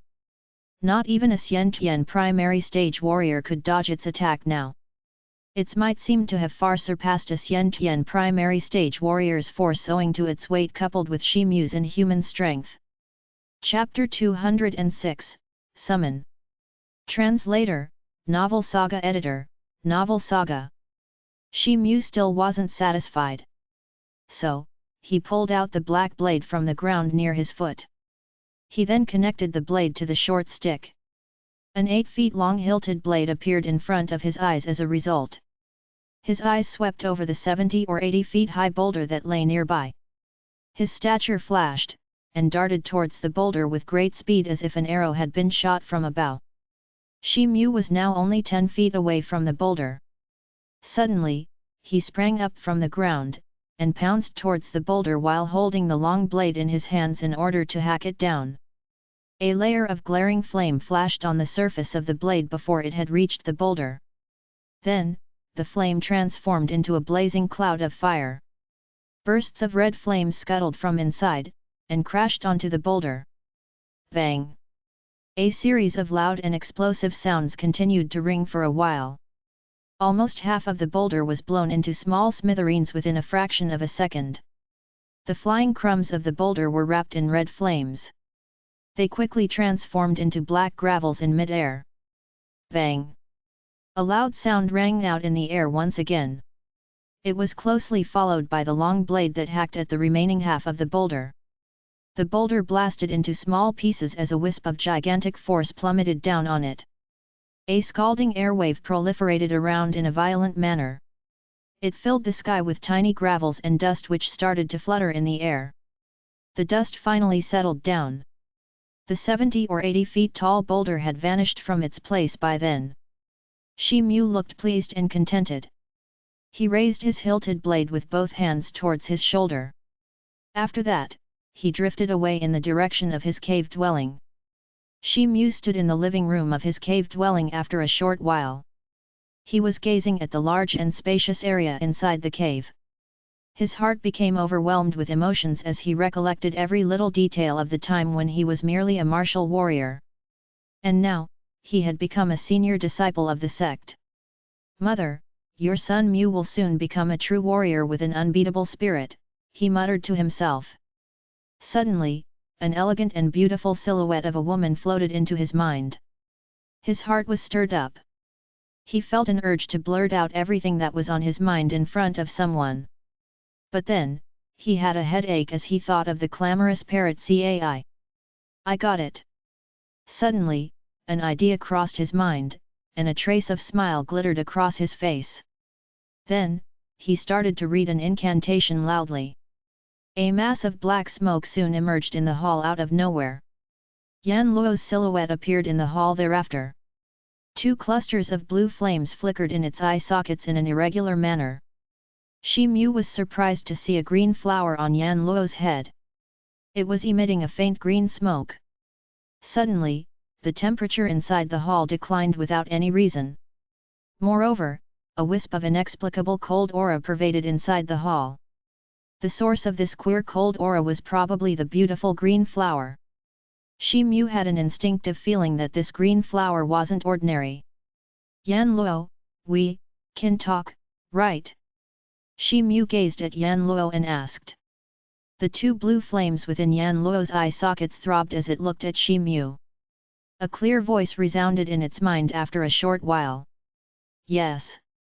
Shi Mu's heart fluttered with gladness. Yan Luo could only express his simplest thought. But, that thought was enough to make Shi Mu happy. He was fired up. He recounted how he had acquired the first place in the sect's annual competition in one breath. He also shared how his status in the Black Demon sect had underwent a series of astonishing changes after he became the senior disciple of the sect. In addition, he couldn't refrain himself from talking about the demon witch of Tianyin whom he had been missing a lot these days. He blurted out all these matters before Yan Luo. Yan Luo kept on listening to him. It would occasionally say yes or good in response. But, it was still enough to fill Shi Mu's heart with exhilaration. Shi Mu then took Yan Luo on a stroll to show his cave dwelling. He continued to introduce various things to Yan Luo as they walked. Shi Mu's action looked like a host who was introducing his house to his guest. It seemed as if Shi Mu was taking pleasure in this. They soon returned to the living room. Yan Luo tilted its head, and gazed at the black meteoric iron blade. It was resting against the corner of the hall. The soul flames in its eyes throbbed, and its body moved. A shadow flashed, and Yan Luo appeared in that corner. Shi Mu was startled to see this. Yan Luo then looked around while standing motionless. It stretched out its left hand, and stroked the black meteoric blade gently. Shi Mu walked over to Yan Luo's side. Suddenly, an idea crossed his mind. He asked, Yan Luo, the flower on your head looks very beautiful. Can I take a look at it? No. Yan Luo whirled around. The soul flames in its eyes flickered. Then, a voice rang out. Shi Mu was stunned. This was the first time Yan Luo had declined him for anything. Then, a hint of a crafty and smiling expression flashed through his eyes. He took 2 steps forward to get closer to Yan Luo. He eventually arrived within Yan Luo's reach. Then, his right hand moved towards the green flower on Yan Luo's head. The sky-blue soul flames in Yan Luo's eyes brightened up. Then, its stature flashed, and it disappeared from its place. It appeared in the middle of the hall the next moment. Shi Mu thought of something. Then, his stature also moved. He chased after Yan Luo while mumbling something. Yan Luo remained motionless. Its mouth opened slightly. It seemed to be making fun of Shi Mu for overestimating his own capability. But, Shi Mu arrived in front of Yan Luo in a flash. Then, his right hand again extended towards the green flower on Yan Luo's head. Yan Luo's stature turned fuzzy once again, and it disappeared from its place. Shi Mu shot a white air mass from his right hand at the same time. It transformed into a chain of white qi. It grasped Yan Luo, and fastened it firmly. Ha ha! Shi Mu burst into a fit of laughter. Then, his hand moved towards Yan Luo's head to pluck the green flower off its head. The soul flames in Yan Luo's eyes flared up. A layer of white radiance floated on the surface of its body, and began to expand outwards. Bang! A muffled thumping sound was heard. The chain of white qi was shattered into pieces. Yan Luo's stature flashed at the same time, and appeared a few feet away from its original place. However, the flower dropped from its head, probably due to its intense movements. It dispersed halfway, and transformed into a small green light. Then, the cold and gloomy aura pervading in the room almost dissipated. Shi Mu was awestruck. He remained glued to the spot. His right hand still maintained the gesture of plucking out the flower. A green petal of the flower could be seen in his hand, a green radiance was flowing on its surface. Then, the petal in his hand dispersed in a similar manner. Then, something unbelievable happened. A cold and gloomy aura seeped into Shi Mu's hand. It circulated within his body while streaming through his meridians. It eventually converged into his lower abdomen. Suddenly, Shi Mu's body started to shiver fiercely. But, he was pleasantly surprised to find that the magic power in his lower abdomen had increased to a great extent. He felt as if he had reached the peak of the sixth layer of the art of accumulating spirit power. The soul flames in Yan Luo's eyes flickered violently. It stomped its foot. Then, its body and the black chi disappeared. Shi Mu scratched his head as he saw this. He felt a little apologetic in his heart. But, his heart was set on fire as he thought of the wondrous effect of that strange green petal. Suddenly, a golden gleam appeared in his eyes. Then, a moving scene emerged in his mind. It was the image of a green mountain. A number of high waterfalls were suspended from everywhere on the peak like bolts of white silk. The scene started from a waterfall. There was a 20 feet wide winding road in front of it. It meandered all the way to the hilltop. It was the image of the fifth mountain peak. A disciple of the Black Demon sect was walking along the mountain road. He was dressed in the black uniform of the sect. He was walking towards the peak with quick footsteps. Shi Mu's brows twitched. The parrot CAI was transmitting this moving scene in Shi Mu's mind. It had used its power to share its vision with Shi Mu. Shi Mu generally activated this vision whenever he felt the need. However, CAI could also take the initiative to trigger this. Shi Tou, someone is coming. It seems like he's looking for you, the parrot's voice resounded in Shi Mu's mind. Suddenly, the scene in Shi Mu's mind moved. It then started to show the mountain road. The image of the disciple grew clearer in this scene. His facial features as well as his facial expression could be seen vividly now. He occasionally looked towards the cave dwelling on the hilltop while rapidly climbing up the mountain. Shi Mu's expression changed. This person had already left an impression on Shi Mu's mind. Shi Mu had seen this person standing beside the Black Demon sect's head. Why would he show up here? Can it be that the head has summoned me again? Shi Tou, what does this man want from you? No, don't say it first. Let this wise noble fellow make a guess. That's right, you can also give me some green fruits if I make the right guess. I want to eat fresh food, the parrot's voice resounded in his mind without stopping. Shi Mu raised his hand, and shook his head helplessly. He then thought of something, and cut off the connection with the parrot's mind. The scene faded away from his mind at the same time. The visual sharing ability of this parrot was extremely helpful. But, its boisterous personality was too much for him to endure. In fact, Shi Mu was a little fearful of CAI's clamorous personality since he had let it wander freely outside the cave dwelling. But, Shi Mu wasn't too much worried about this parrot's security. The parrot was excessively boisterous. But, it possessed minimal courage. It only dared to stroll in the vicinity of the fifth peak even though it had been set free by Shi Mu to wander anywhere. It never dared to fly a little further from this point. A knock on the door outside the cave dwelling was heard after a short while. Shi Mu walked to the door, and opened it. Big brother Shi Mu, I'm here to convey the order of the sect's head. He wants you to leave for the sect's main hall. He has an important matter that he wants to discuss with you. The black-robed youth looked at Shi Mu, and bowed to greet him. Then, he said respectfully. Oh, may I request the young fellow to enlighten me a little about the reason behind this sudden summon? Shi Mu asked. This? I don't know that, the black-robed youth replied honestly.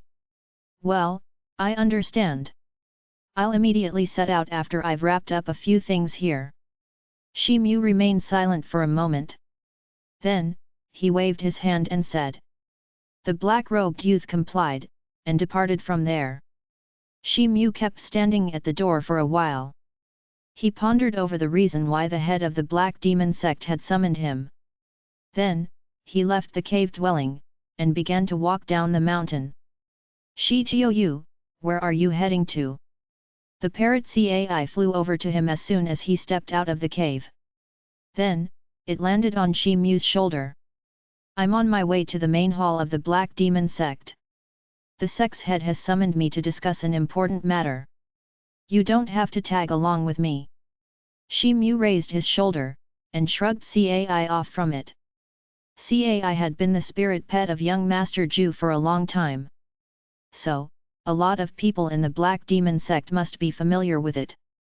Moreover, it would be inappropriate to let Cai's special ability unfurl in front of the other people. Shi Mu didn't want many people to know about the existence of this parrot. Cai also seemed to have understood this point. Therefore, it didn't insist. It fluttered towards other parts of the mountain peak. Shi Mu arrived at the main gate of main hall after half an hour. It was located on the first mountain peak. Big brother, elders, and the sect's head are waiting for you inside. One of the disciples of the Black Demon sect was guarding the main gate. He expressed a gracious greeting to Shi Mu. After that, he said respectfully. Shi Mu was taken aback. He hadn't expected to see the sect's elders there. It seemed like an extremely crucial situation. Shi Mu's eyes flickered as he walked inside the hall. A lot of people could be seen standing in the hall. A middle-aged man in a black robe was seated on the seat of honor. His skin looked smooth, and black hair was trailing over his shoulder. He seemed to be in his early 40s. The middle-aged man sat quietly on the main seat. But, his body was giving off an overwhelming force, so much so that every person had thrown a glance at him as soon as they had entered the hall. Shi Mu gazed toward the middle-aged man. The middle-aged man heard his footsteps, and turned his vision towards him. Shi Mu's body trembled as soon as their eyes met. He felt a cold shiver run down his spine. Suddenly, a fit of terror gripped his heart. He felt an ambience of unfathomable depths issued by the middle-aged man's body. He was undoubtedly an earth-grade existence and the great elder of the sect. One of the elders of the Black Demon sect stood next to the middle-aged man. It was none other than Jin Xiaochai. 3 more people stood in the main hall. Shi Mu was already familiar with them. They were the first-grade disciples Qianxiang, the second-rank holder, Bai Shuixiu, the third-rank holder, and Emoning, whom Shi Mu had defeated. Chapter 207, Demon Yang Ceremony. Translator, Novel Saga Editor, Novel Saga. Disciple Shi Mu greets the Great Elder, the sect head, and Elder Jin Xiaochai. A number of thoughts were revolving in Shi Mu's mind. He went inside the main hall, and greeted the elders and the sect head. Then, his eyes met Elder Jin Xiaohai's eyes. She was beside the Great Elder. Jin Xiaochai playfully winked at Shi Mu. She then exposed a smile from the corner of her mouth. Shi Mu felt surprised, and looked away. There's no need to be so polite. The middle-aged man sized Shi Mu up and down. He then replied while exposing a smiling expression on his face. Shi Mu stood straight. He walked up to Emoning and others, and stood beside them. The 3 of them looked towards Shi Mu. They all bore different expressions on their faces. The injuries on Emoning's body had been healed by now. But, he looked towards Shi Mu with an uncomfortable expression on his face. Qianxiang and Bai Shuixiu were quite friendly towards Shi Mu. So, they smiled at him as a greeting. Shi Mu, your real qi is quite vigorous. Moreover, your spirit power is formidable. Good, the middle-aged man observed in a dull tone. Thank you for the compliment, Great Elder. Shi Mu cupped his hands and replied. His tone was neither too humble nor pushy. The expressions of the middle-aged man changed. It seemed as if Shi Mu's calmness was beyond his expectations. After all, he was standing in front of the Xian Tian elders of the sect. So, he must have been fearful and anxious. The middle-aged man glanced towards the head of the Black Demon sect. The sect head understood the meaning behind his glance. So, he took a step forward.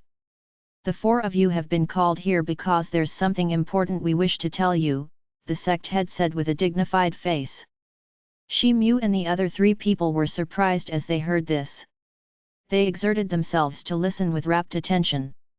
You probably know this already. Our Black Demon sect was created thousands of years ago. But, the origin of this sect isn't from Yan nation. It was inherited from the heavenly demon sect, the sect head said. Shi Mu and others looked at each other. They already knew about this. But, the sect head must surely have something else to say. The heavenly demon sect is situated in the central mainland. Our black demon sect is a branch of the heavenly demon sect. So, our sect has been connected to the heavenly demon sect since ages. After a while, the heavenly demon sect started to hold a demon yang ceremony once in every 30 years. And, every branch of the heavenly demon sect gathers together in this ceremony. Then, the mainstream disciples compete to obtain a holy demon yang fruit. This fruit would help you improve your cultivation by a big margin, so much so that a mainstream disciple might get an opportunity to become a true disciple of the sect, the sect head continued to speak. Shi Mu had already guessed about this matter. Moning and the others also felt the same way. Their faces exposed emotional colors. The Great Elder and I have discussed it, and we've decided that the 4 of you will participate in this ceremony as representatives of our sect under the guidance of Elder Jin Xiaochai, the sect head said. Shi Mu's expressions brightened up. He felt a little excited in his heart. The Dachi kingdom and its 2 neighbors were situated in a remote area of the Dongzhou continent as per Shi Mu's knowledge. And, there was scarcity of resources in the territory of these 3 remote kingdoms. Moreover, this territory was less fertile than the land of the central continent. Shi Mu had admired the central mainland since a long time. And, he had always wanted to go there and see it. But, he had never got the opportunity. So, he didn't wish to miss this opportunity now. Moning and the other 2 people also had excited colors on their faces. We'll follow this order since it has been issued by the Great Elder and the sect head. But, when will we start our journey? Shi Mu said. The Demon Yang ceremony would be held soon. It's a long journey. You'd have to start it after 2 months. Otherwise, you'll be late. I've called you here to inform you about this matter so that you can go ahead of the schedule, and make some preparations in advance, the Great Elder smiled and said. Yes, Shi Mu and the other 3 people said in unison. The head of the Black Demon sect spoke a few more sentences to Shi Mu and others. Then, he allowed them leave along with Jin Xiaochai. They eventually walked out of the hall. Now, only the Great Elder and the sect head were left in the hall. Great Elder, the Demon Yang ceremony is a rare opportunity. You should only send Xiaochai since she's a Xian Tian warrior. Shi Mu and others are at the consummate level of the Ho Tian realm. Isn't it inappropriate to send all of them? The sect head spoke up with a slight sense of hesitation. He then continued, perhaps, a few disciples should be replaced by Tiger Bone and Ningping since those 2 are Xian Tian disciples. I've already decided and set the candidates. The Great Elder said slowly. All right, the sect head replied promptly. He then bid him farewell and left. The Great Elder looked at the disciples outside the main hall once the sect head had walked away, his expressions were as tranquil as water. It couldn't be determined what he was thinking about. Shi Mu left the main hall, and greeted Jian Xiong, Bai Shuixiu, and others. After that, he went in the direction of his cave dwelling. Shi Mu. A golden shadow flashed. Then, the silhouette of Jin Xiaochai appeared in front of Shi Mu. She then blocked his way. Shi Mu hopped, and hastily stopped walking. He had been walking so fast that he almost bumped into Jin Xiaochai. There was very less distance between the 2 of them at this moment as a result. Then, an alluring mild fragrance entered his nose. Shi Mu exposed a forced smile, and took a step backwards. Moning and the other 2 people looked towards Shi Mu and Jin Xiaochai. They exposed colors of astonishment in their eyes. Then, all the 3 people started to walk faster. Their silhouettes soon disappeared into the distance. Shi Mu looked at the 3 of them walking away. He tried to move the corner of his mouth for a while, but finally let out a sigh. He then said, I don't know why Elder Jin called after me. Do you wish to say something to me? Jin Xiaochai didn't reply. Instead, she touched her chin, and sized Shi Mu up and down. I gifted you that Jianyuan pill. You haven't taken it yet, right? Jin Xiaochai wrinkled her brows and said. The Jianyuan pill is a magic potion to break through the bottleneck of the Xian realm. Right now, my cultivation is still far from the crucial point. So, I'd have to wait for a while before using it. I want to thank Elder Jin for the present. Shi Mu nodded, and changed the topic of discussion. He then faced Jin Xiaochai, and bowed before her to show his gratitude. When are you going to try to break through the bottleneck of the Xian realm? Jin Xiaochai's complexion sank. She then asked. I was planning to spend a little time, and then try to break through the Xian realm after 2 or 3 months. But now, I'll have to leave for the demonic sect. So, I'll probably make a breakthrough after that. Shi Mu felt a little strange as Jin Xiaochai asked about the degree of the progress in his cultivation. But, he replied in an honest manner. I'm not delighted as your progress towards the Xian bottleneck is going slow. Jin Xiaochai's complexion became cold as she heard this. She then spoke in resentful tone. Shi Mu hadn't expected that Jin Xiaochai would turn hostile. So, he was startled. I've always considered you to be a skillful man. I didn't expect you to handle this in a womanish way. Let it be. I shouldn't have had hopes from you. Jin Xiaochai stared at Shi Mu ferociously. She no longer paid attention to him. She turned around, and walked angrily towards the other side of the main hall. Shi Mu looked at Jin Xiaochai's departing figure. She seemed like an unfathomable mystery to him. He didn't understand when and how he had provoked this woman. He thought for a while. But, he couldn't make any sense of the matter. So, he shook his head, and walked down the hill. Shi Mu turned down every organization and entity of the sect that tried to hire him to make charms for them over the next few days. He continued to practice the art of accumulating spirit power. Moreover, he studied the secret art of charm magic in his cave dwelling. Half a month later, Shi Mu stood beside the stone desk in a private room with a solemn and respectful expression on his face. Several folded charm papers of animal hide were neatly arranged on the desk.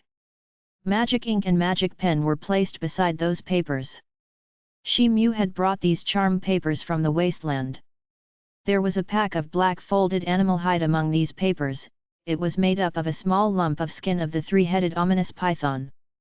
According to Shi Mu's estimation, he could make a magic charm by using the skin of the three-headed ominous python of the Xian middle level. The power of that magic charm would be equivalent to that of a high-grade magic charm. Shi Mu took a deep breath. A golden light shone brightly in his eyes. He then took out the piece of the animal skin charm paper. After that, he carefully spread it out on the desk. He picked the magic pen in his right hand, and dipped it into the magic ink. He held a spirit stone of metal attribute in his left hand. Then, he slowly started to draw. Shi Mu drew a golden star charm.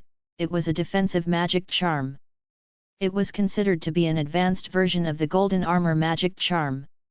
10 days later, all the animal hide charm papers including the one that was made up of the skin of the three-headed ominous python had already been used up. More than half of the magic charms had got damaged in the process of making them. Shi Mu had been able to produce 8 middle-grade magic charms from the skin of the three-headed ominous python. 5 of them were the canevine magic charms. They could be used to attack the enemy. The other 3 were golden star charms. He had drawn more than 20 magic charms on the ordinary animal skin. But, all of them were middle-level fire attribute attacking magic charms. They were called the fire spear charms. Shi Mu looked a little tired. He felt relaxed in his heart as he saw the 30 middle-level magic charms on the desk. The central area of the mainland was quite far. It wasn't known how many untold dangers and difficulties would come along the way. These magic charms could at least make him feel him a little secure. He waved his hand, and kept the magic charms in his storage ring. After that, he walked over to the stone bed in his private room. He lay down on the stone bed, and entered into his dreamland. A few hours later, Shi Mu turned over, and got up. He then sat cross-legged on the stone bed. He started to think about something. After that, he closed his eyes, and the records of the art of flaming red ape appeared in his mind. He then started to comprehend it. Half an hour later, Shi Mu opened his eyes. He then wrinkled his brows. He seemed to be thinking about something. The art of flaming red ape had turned out to be far more exquisite than his imagination. This cultivation technique was divided into 12 layers, there were boundaries after every 3 layers. He would enter into the Xian realm once he reached the 7th layer. In fact, he could even advance his cultivation to the earth grade with this technique. The practice of this cultivation art could make the practitioner's body encounter changes with advancement of each level. It would promote his fire element induction power. Moreover, it would upgrade the might of his fire attribute martial skills. Shi Mu felt that the basics of this technique were similar to those of magic cultivation techniques in some aspects. Shi Mu would get to study the Xian martial skill, the art of 7 killing sticks, once he reached the 7th layer of this cultivation technique. This was also the reason why he had forged the short meteoric stick. Moreover, he would get to study a martial skill called the true flame of primal chaos once he reached the 10th layer. But, a place with a fire-based spiritual essence would be needed in order to practice this cultivation art. A great amount of all yang pills would be required otherwise. Shi Mu had heard about a place which possessed the fire-based spiritual essence when Zhaoping had accidentally mentioned about it in his blacksmith shop. It was said that there was an area inside the valley after the 3rd peak of the mountain where special pills and magic tools were made. Only the disciples of the 2nd grade or higher had the qualifications to use it. Shi Mu got up while thinking about these things. He then arrived at the doorway of his private room. Suddenly, a black light flashed on the prohibition token in his hand. After that, the stone gate was opened by the black light. Bang! Bang! The sounds of shifting of the mountain rocks were heard. The stone gate of the private room opened with a loud rumble. Shi Mu's figure flashed and went outside. Then, sounds of the shifting of the mountain rocks was heard from behind him. The mountain wall regained its original shape, not even a small crack could be seen on its surface. Shi Mu exited his cave residence, and walked down the hill. He returned to his cave dwelling after an hour. He had already gathered 30 concentrated yang pills in his storage ring.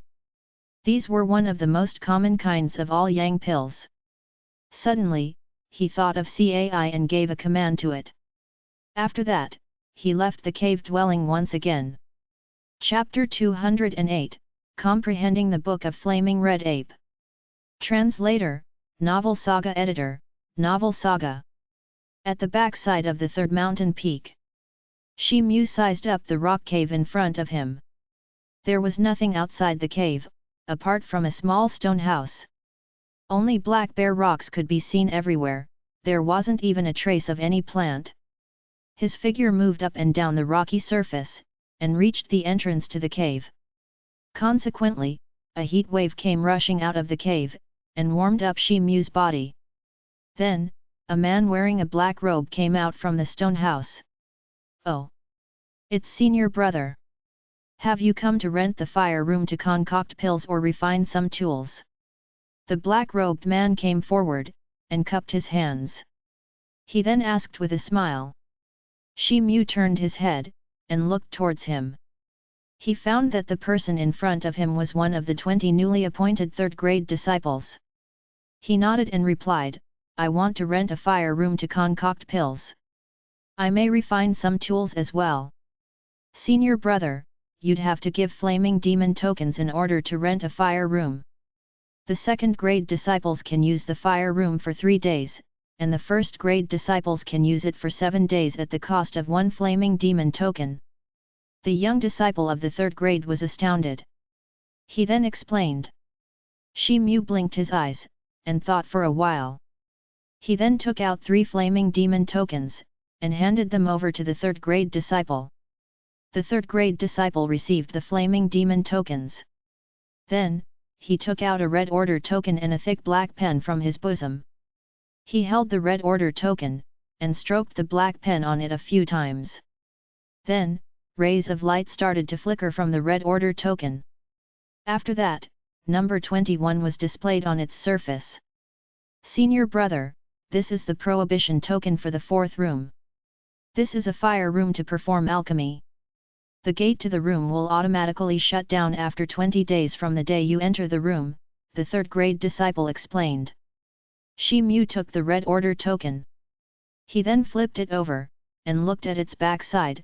He saw a large T-shape. He smiled. He then nodded towards the third-grade disciple.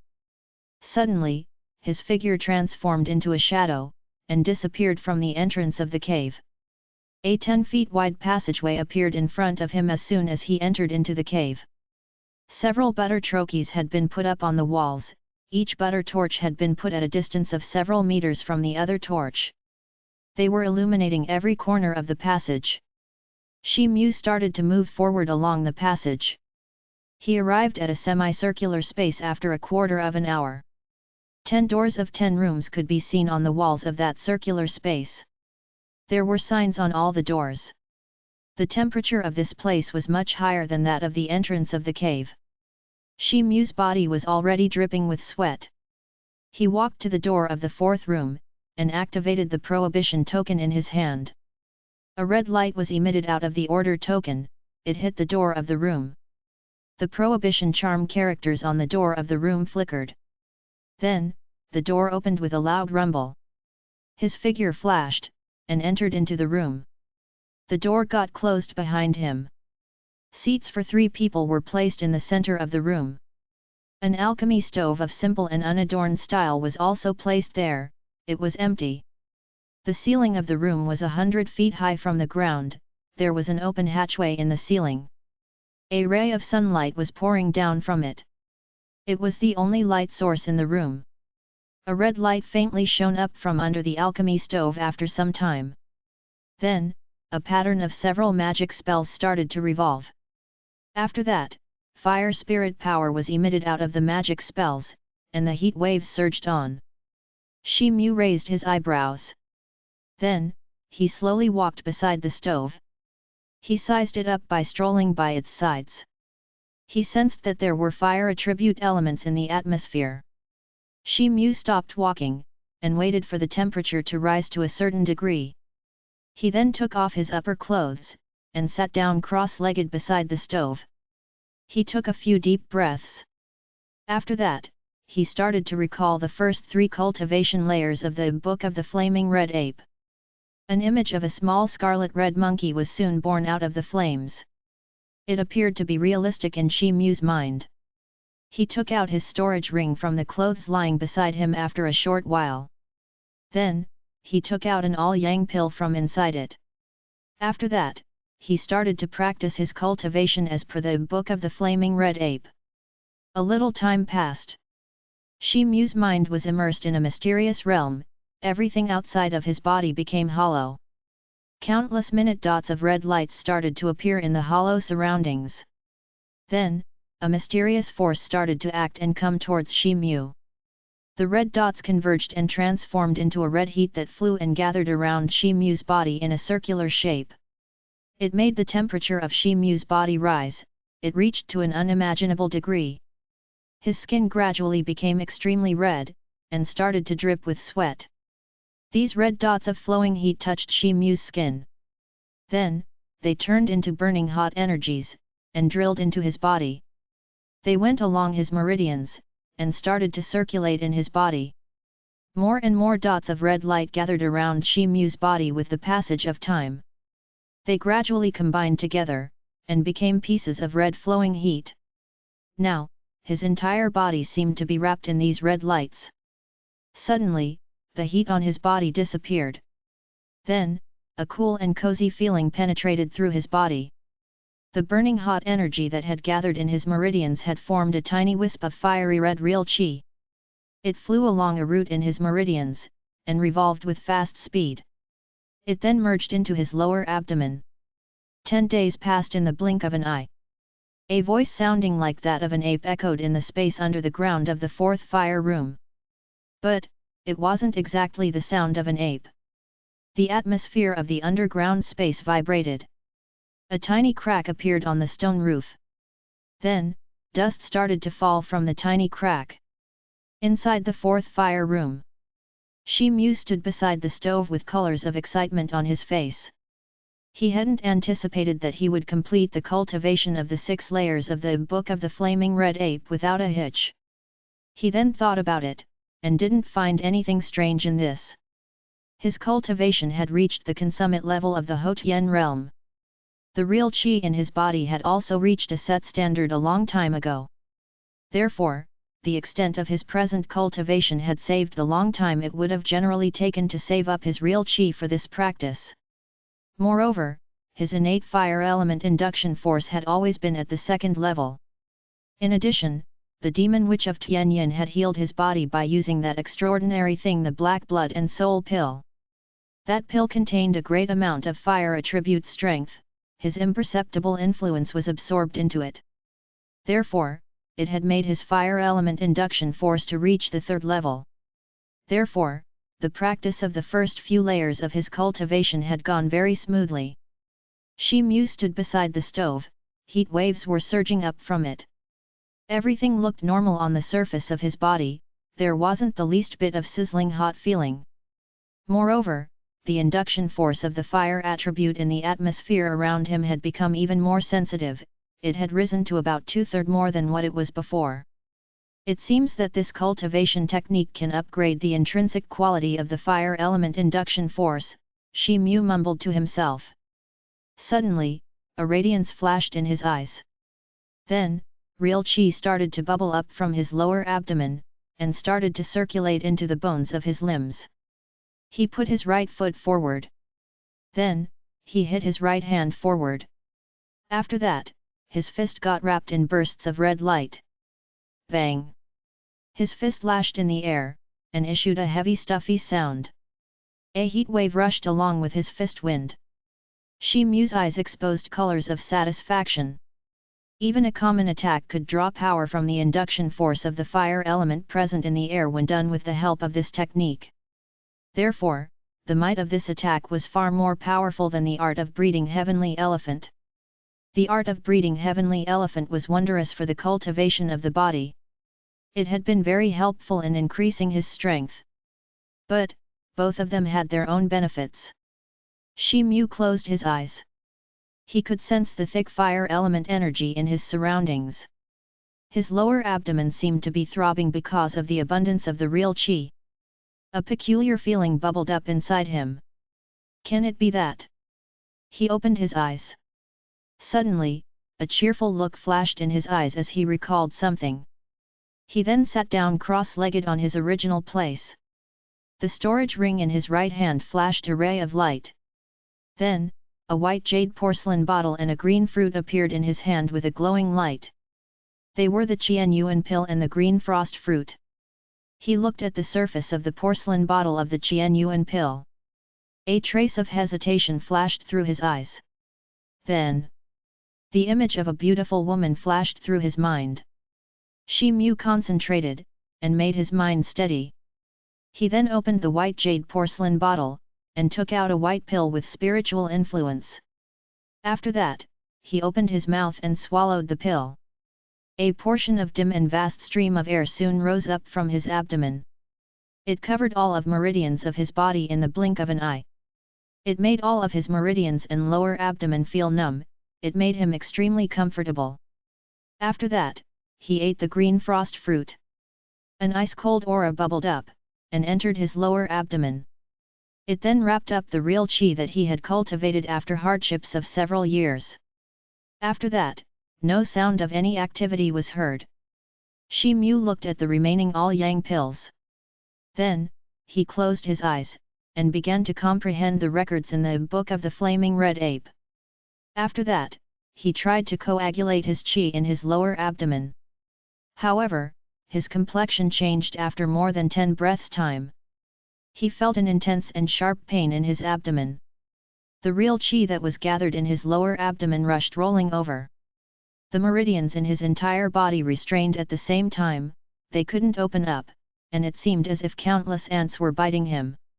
This sudden pain was far more vigorous than the pain he felt while practicing the art of breeding a strong evil ape.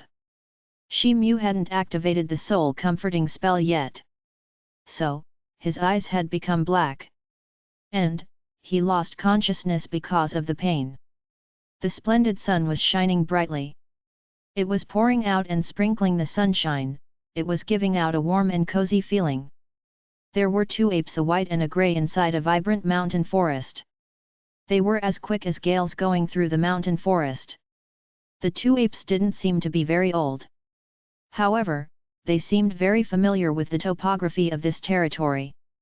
Both the apes were jumping from one tree to another at a lightning speed. It seemed that a white and a grey shadow were passing through the forest. Both the apes arrived in front of the mountain in a few breaths' time. Then, they started to climb to the top of a peak of the mountain. The steep mountain road was perfectly straight. But, both the apes were moving from left and right while using their arms and feet as if they were treading on a leveled ground. Then, abundant mist began to appear in the vicinity halfway up the mountain. The mist appeared like pieces of thin cotton wadding. The horizon became hazy as a result. And, the sense of the directions became unclear. The grey ape climbed slowly. It looked in the surroundings from time to time. It seemed that it was identifying the directions.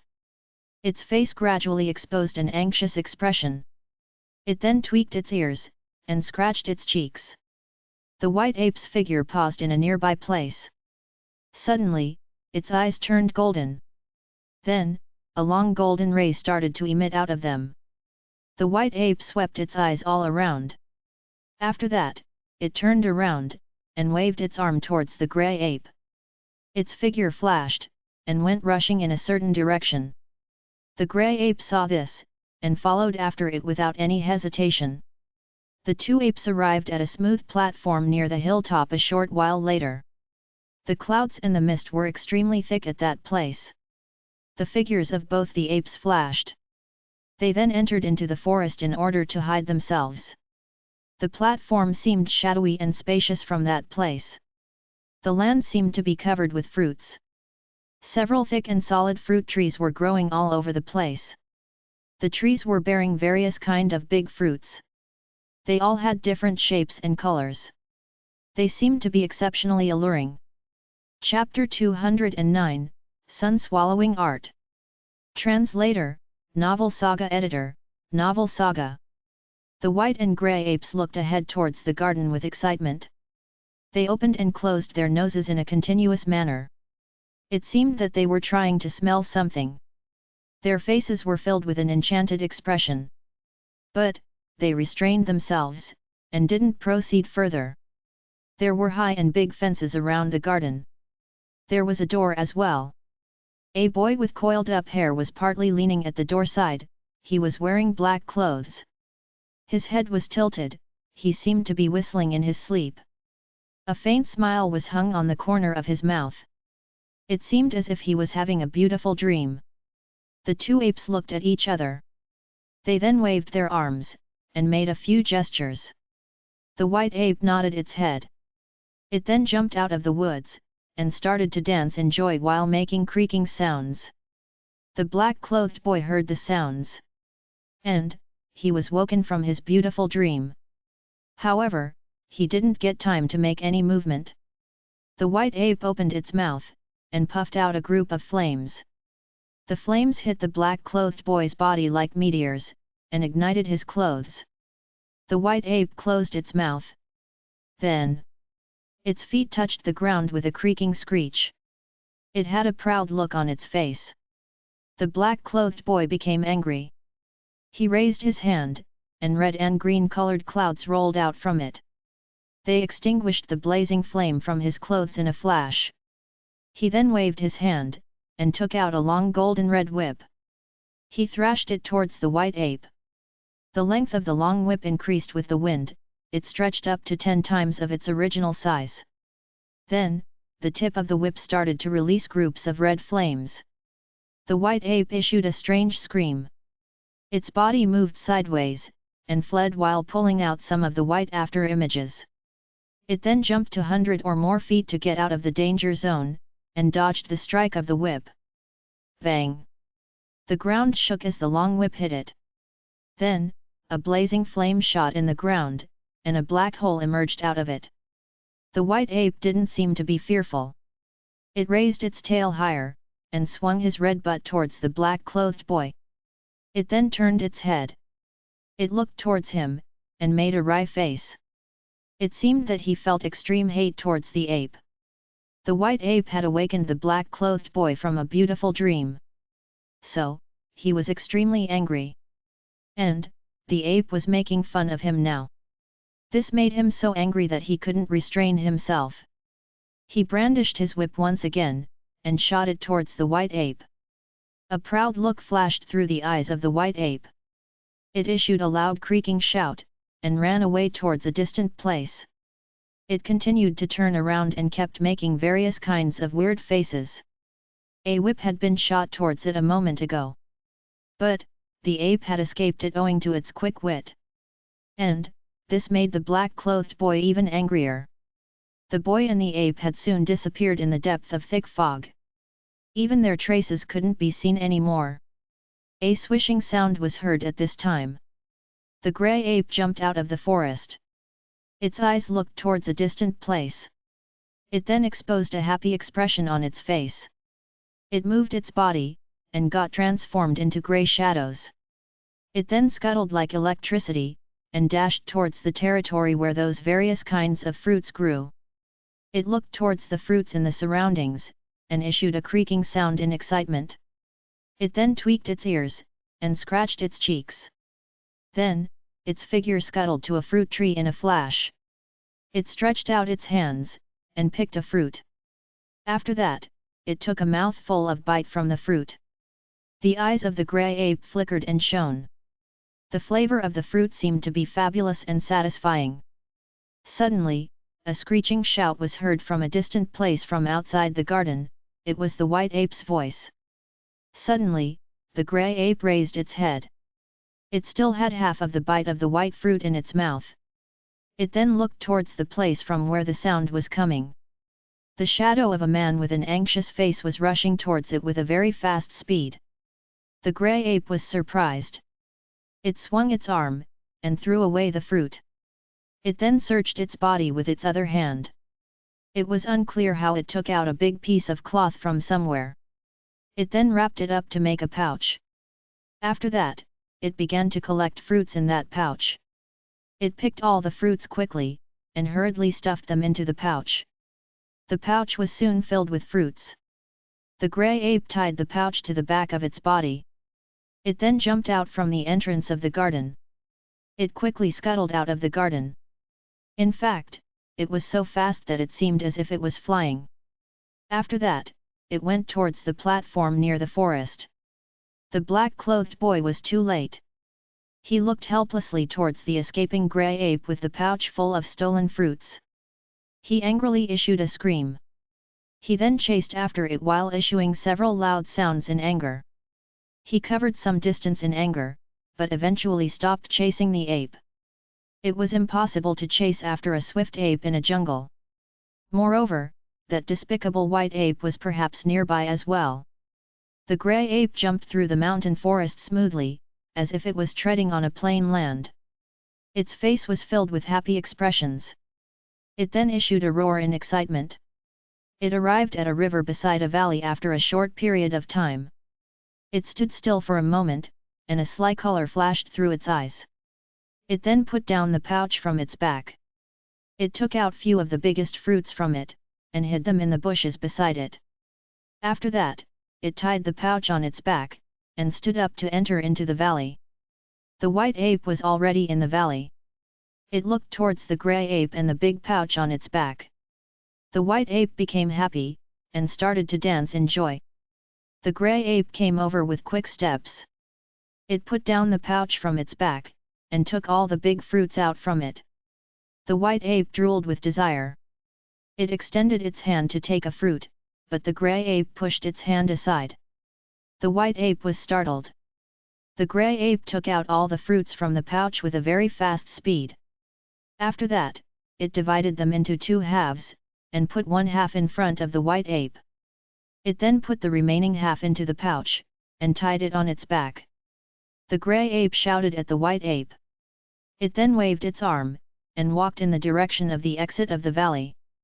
The white ape didn't seem to be concerned about the departure of the grey ape. It looked towards the pile of fruits on the ground with a delightful expression on its face. It grabbed a red fruit, and readily bit half of it. It gradually swallowed down the entire fruit. Then, it picked up another fruit. The white ape ate to its full appetite. And, it ate quickly, so much so that it had gulped down that pile of fruits in just a few breaths' time. Its lower abdomen swelled up. It touched its mouth, and exposed a satisfied look on its face. But then, the happy expression vanished from its face. It covered its belly with its hand. It then exposed a painful look on its face. The fruits had changed into cold and hot streams of air inside its belly. The streams fled, and entered into the chi of its body. It felt as if countless knives were being stabbed into its body. The complexion of the white ape turned blue and white in pain. Then, the golden light in its eyes started to flicker. The white ape hopped up from the ground. It then started to climb up to the mountain that lay on its side at a very fast speed. It was so fast that it had reached the summit in a few breaths' time. The fierce sun hung up in the sky. The white ape sat down cross-legged, its arms lay prostrate. It raised its head upwards, and opened its mouth. It then took a long breath. After that, a strand of white light converged in midair, and got condensed into a white light beam. It then rushed forth, and entered into the mouth of the white ape. Colors of suffering became visible on the face of the white ape as soon as the light beam entered its mouth. It scattered in its body, and pacified all the streams of air inside it. It then got transformed into a warm stream of air. It slowly flew inside its body. The white ape continued to maintain this posture. And, that beam of white light continued to become brighter and thicker with the passage of time. The white ape opened its eyes after an unknown period of time. And, traces of a golden blaze started to appear in its pupils. Countless golden characters of various sizes appeared in its mind at the same time. Then, they got converged together. They then condensed, and took the form of a piece of paper. The paper had some characters written on it. The first 3 characters were sun-swallowing art. Shi Mu's body shivered as came out of his dreamland. He was startled to look at his body. He didn't know when he had sat up. He was in the same posture as that of the white ape while it was swallowing sun in his dream. White light had been falling down from the hatchway above him, and had been merging into his body. Then, it had changed into a warm current, and had started to flow slowly. However, the beam of white light dissipated without leaving any trace behind as soon as Shi Mu came into his senses. Sun-swallowing art. Shi Mu had already experienced the moon-swallowing art. So, he wasn't amazed. He thought for a while. Then, his heart was filled with ecstasy. He realized that he had comprehended a wonderful cultivation art once again while being in an unconscious state of mind. However, he couldn't even recall one character from that slip of paper as he thought about the sun-swallowing art. But, he didn't worry since he had already experienced the moon-swallowing art. He looked towards his surroundings. Flames were rolling up under the stove. And, they were issuing stuffy sounds of rumbling in the 4th room of the fire room. Shi Mu recalled the things that had happened while he was unconscious. He closed his eyes, and tried to feel the state of internal parts of his body. He was startled, and his face exposed colors of ecstasy. His real chi had been in a chaotic situation in his lower abdomen. But now, traces of air masses had been concentrated there. They had taken the form of a silkworm cocoon, and were rolling up.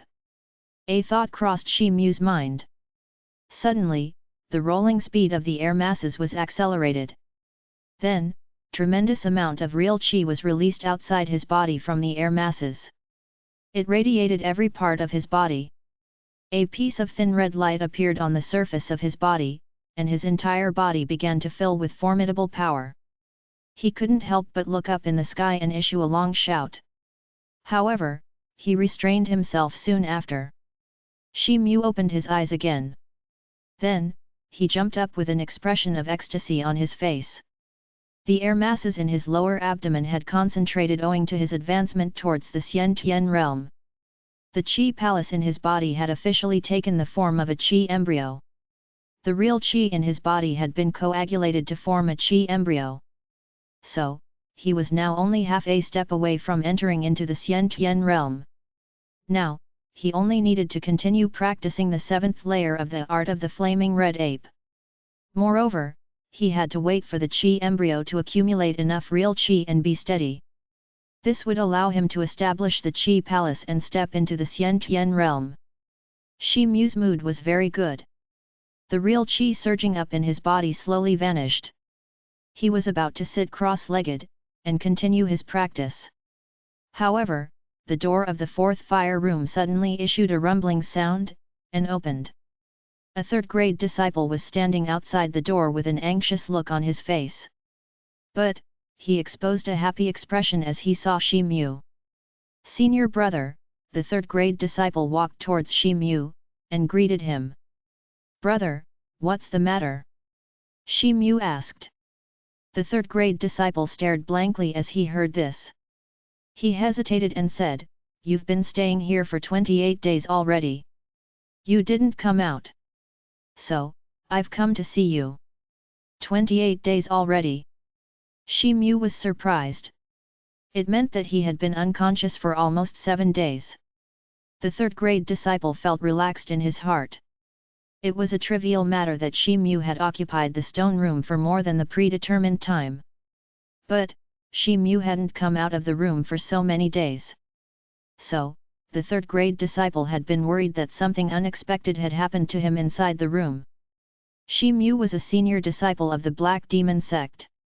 So, the 3rd-grade disciple would have been blamed if something unexpected had happened to him in the fire room. Therefore, he was relieved to see that Shi Mu was safe and sound. "Thank you for informing me, brother. I was practicing a cultivation art of the sect with the help of the power of fire, and I got lost in that. So, I didn't realize when the predetermined time passed," Shi Mu chuckled and replied. "Senior brother doesn't need to explain anything. But, do you still want to continue renting the fire room?" the 3rd-grade disciple smiled and asked. "There's no need for that." Shi Mu thought for a while, and shook his head. Shi Mu patted the clothes on his body. He then turned around, and walked out of the entrance of the fire room. There wasn't much time left before he would have to leave for the Heavenly Demon sect. Therefore, he couldn't have continued his practice anyway. Shi Mu departed from the 3rd peak, and started to walk towards his cave residence. Chapter 210, First Appearance of the Spirit Weapons. Translator, Novel Saga Editor, Novel Saga. A few days later, Shi Mu was meditating in the private room inside his cave dwelling. Suddenly, he opened his eyes. And, a doubtful color flashed across his eyes. He got up, and left his private room. He then arrived at the huge gate of the cave dwelling, and waved his hand. The gate opened with a loud rumble. Suddenly, a beautiful maiden of about 17 or 18 years of age appeared in front of him. She was wearing the attire of the Wonderful Sound sect. Her appearance was pretty, and she was carrying a leather package on her back. The package wasn't big, but it seemed to be quite heavy. In fact, beads of sweats were rolling down from the woman's forehead. "May I dare to ask if your excellency is Brother Shi Mu?" The maiden opened the door with hesitation, and looked at Shi Mu. She then asked, "Yes, I'm Shi Mu. May I know why sister is looking for me?" Shi Mu said with an expressionless face. "I'm Li Yu Chan from the Wonderful Sound sect. I've come to Brother Shi as I've been entrusted with something Elder Zhongshu wanted delivered to you," the maiden answered. "So, your sister Li. Why don't you come in?" An astounded color flashed through Shi Mu's face. He then said with a sluggish expression. He turned around to a side. After that, he waved his hand and gestured her to step inside. "Thank you, brother." The maiden smiled sweetly. She then thanked him in an unrestrained manner. After that, she stepped into the hall of the cave dwelling. The maiden's eyes shone as soon as she entered into the hall. Then, she said in surprise, "Brother Shi, you are doing quite well here. Sister is overpraising me. I don't know why your lady Zhong." Shi Mu poured tea in a cup for the maiden, and asked. "Thank you, brother Shi. Please wait for a moment." The maiden drank a mouthful of tea. She couldn't help but take a long breath. She then took out the leather package from her back, and placed it on a table in front of Shi Mu. A fist-sized spherical stone of dark black color appeared in front of Shi Mu as he untied the package. After that, the maiden took out a sealed letter from her bosom, and handed it over to Shi Mu. She then said, "Brother Shi, this is a piece of meteoric iron. This sealed letter was given to me by Lady Zhong.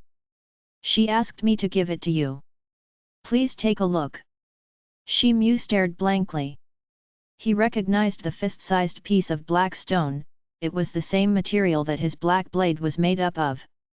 Shi Mu lifted up the black meteoric iron from the table, and estimated its weight. It weighed around 100 kilograms. He then turned his head to look towards the maiden. It seemed that he had some questions in his mind. Our wonderful sound sect had received 3 pieces of meteoric iron a few months back. Lady Zhong was given one of them by her master. And, she has entrusted me to bring this stone to you. She said that this would be useful for you, the maiden explained. Shi Mu felt warm in his heart as he heard this. He put down the meteoric iron. Then, he opened the letter. 4 rows of beautifully carved small letters appeared in front of his eyes. "I hope that brother is safe and sound. Xiu has started her closed-door training. I hope we'll soon meet. Please take care of yourself, brother."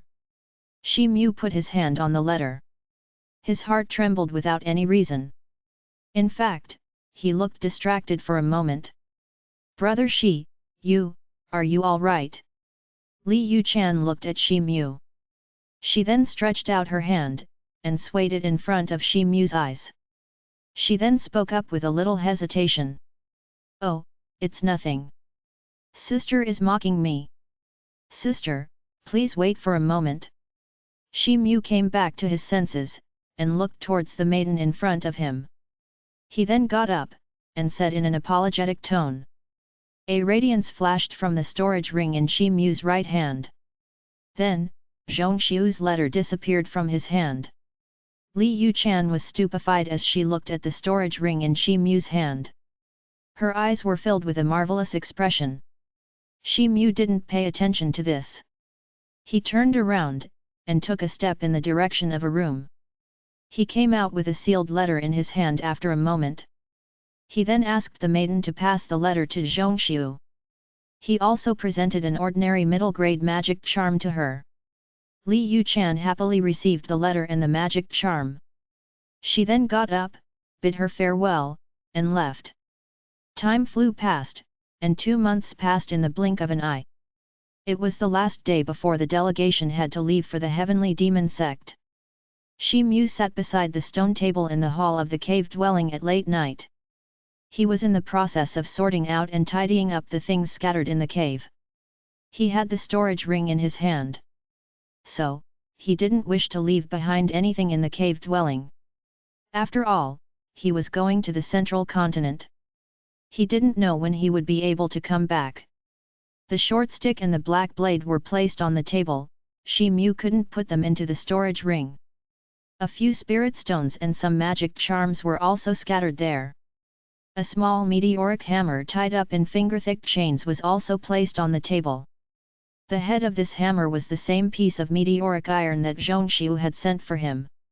Shi Mu hadn't got enough time to look for Zhao Ping in order to refine a weapon for him out of the meteoric iron.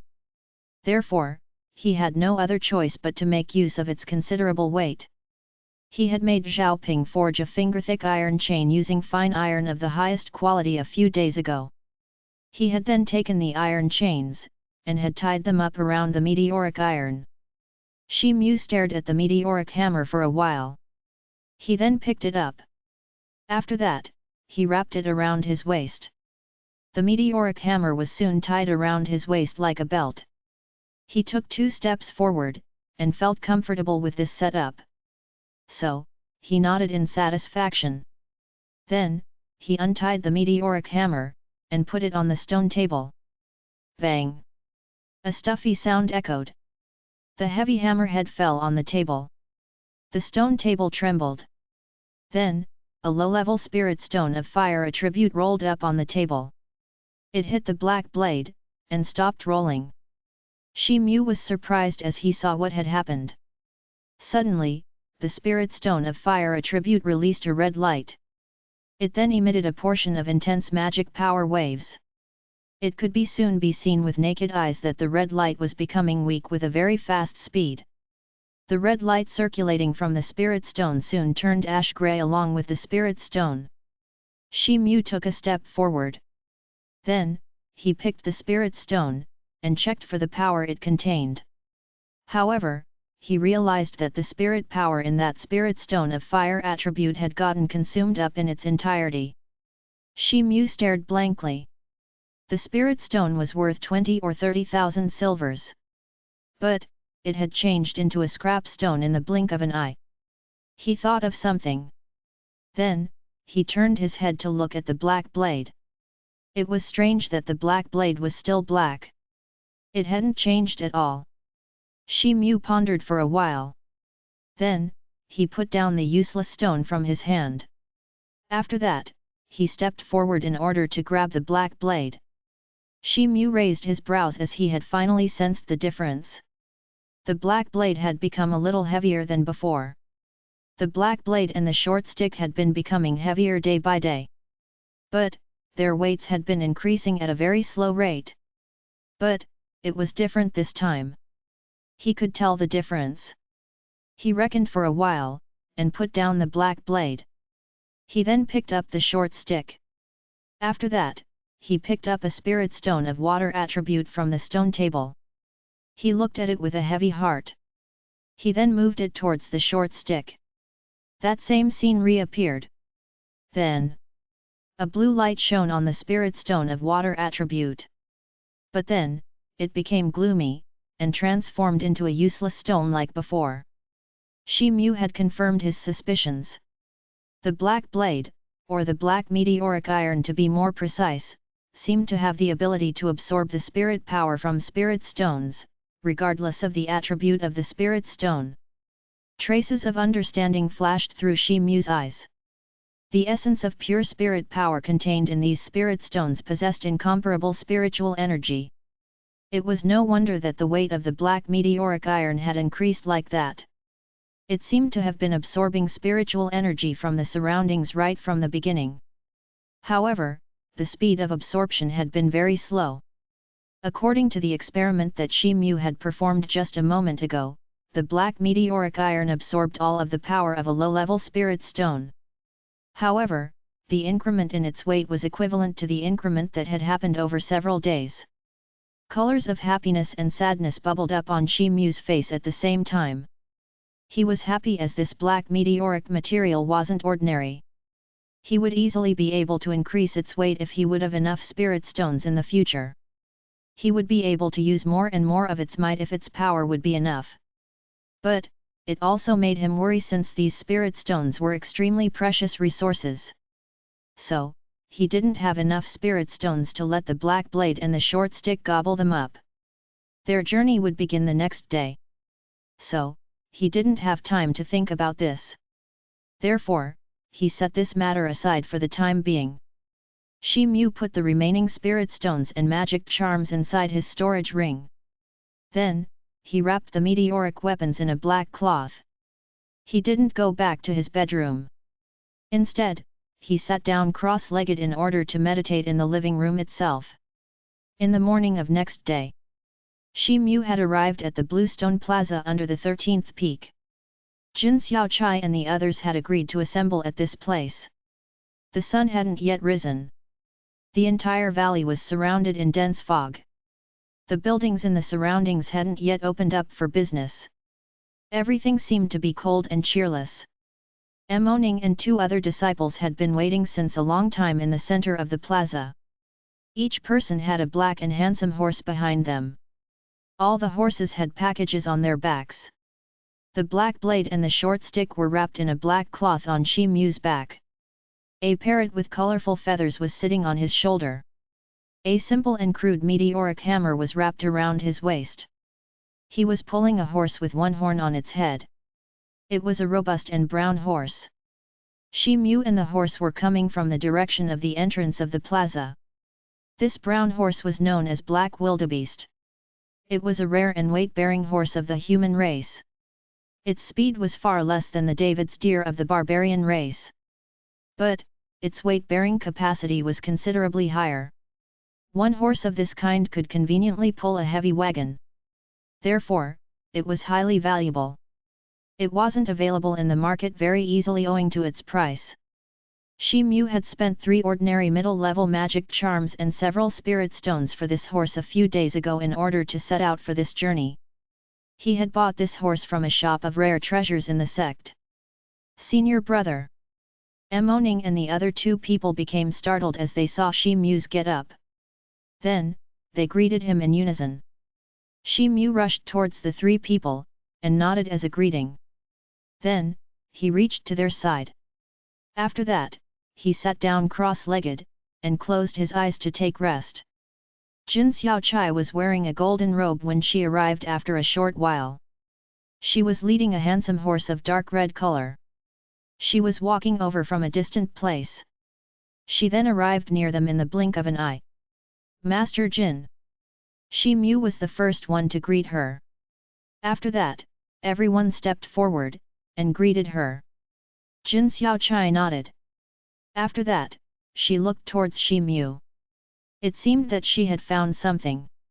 She released the reins of the dark red horse from her hand, and stopped it.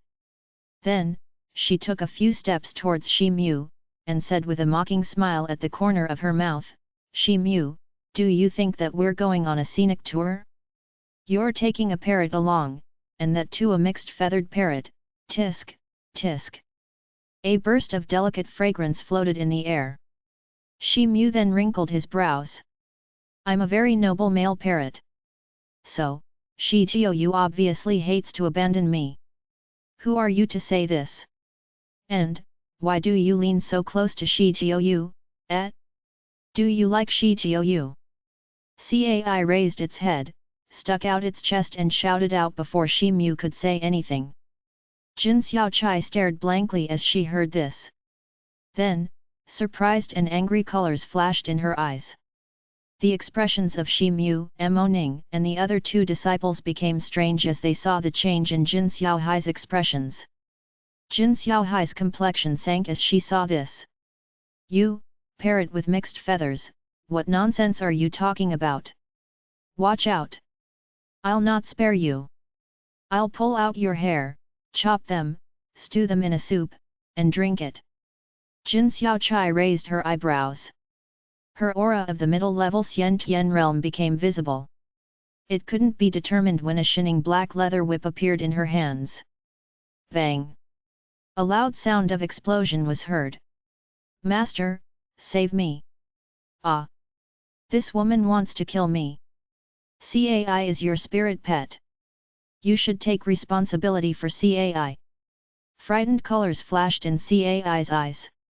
It withdrew, and covered its head with its wings. It then shouted and cried on Shi Mu's shoulder. The powerful and vigorous look that Cai had borne a moment ago had changed into a cowardly and timid appearance in the blink of an eye. Moning and others couldn't help but laugh. Jin Xiaochai also stopped her movement.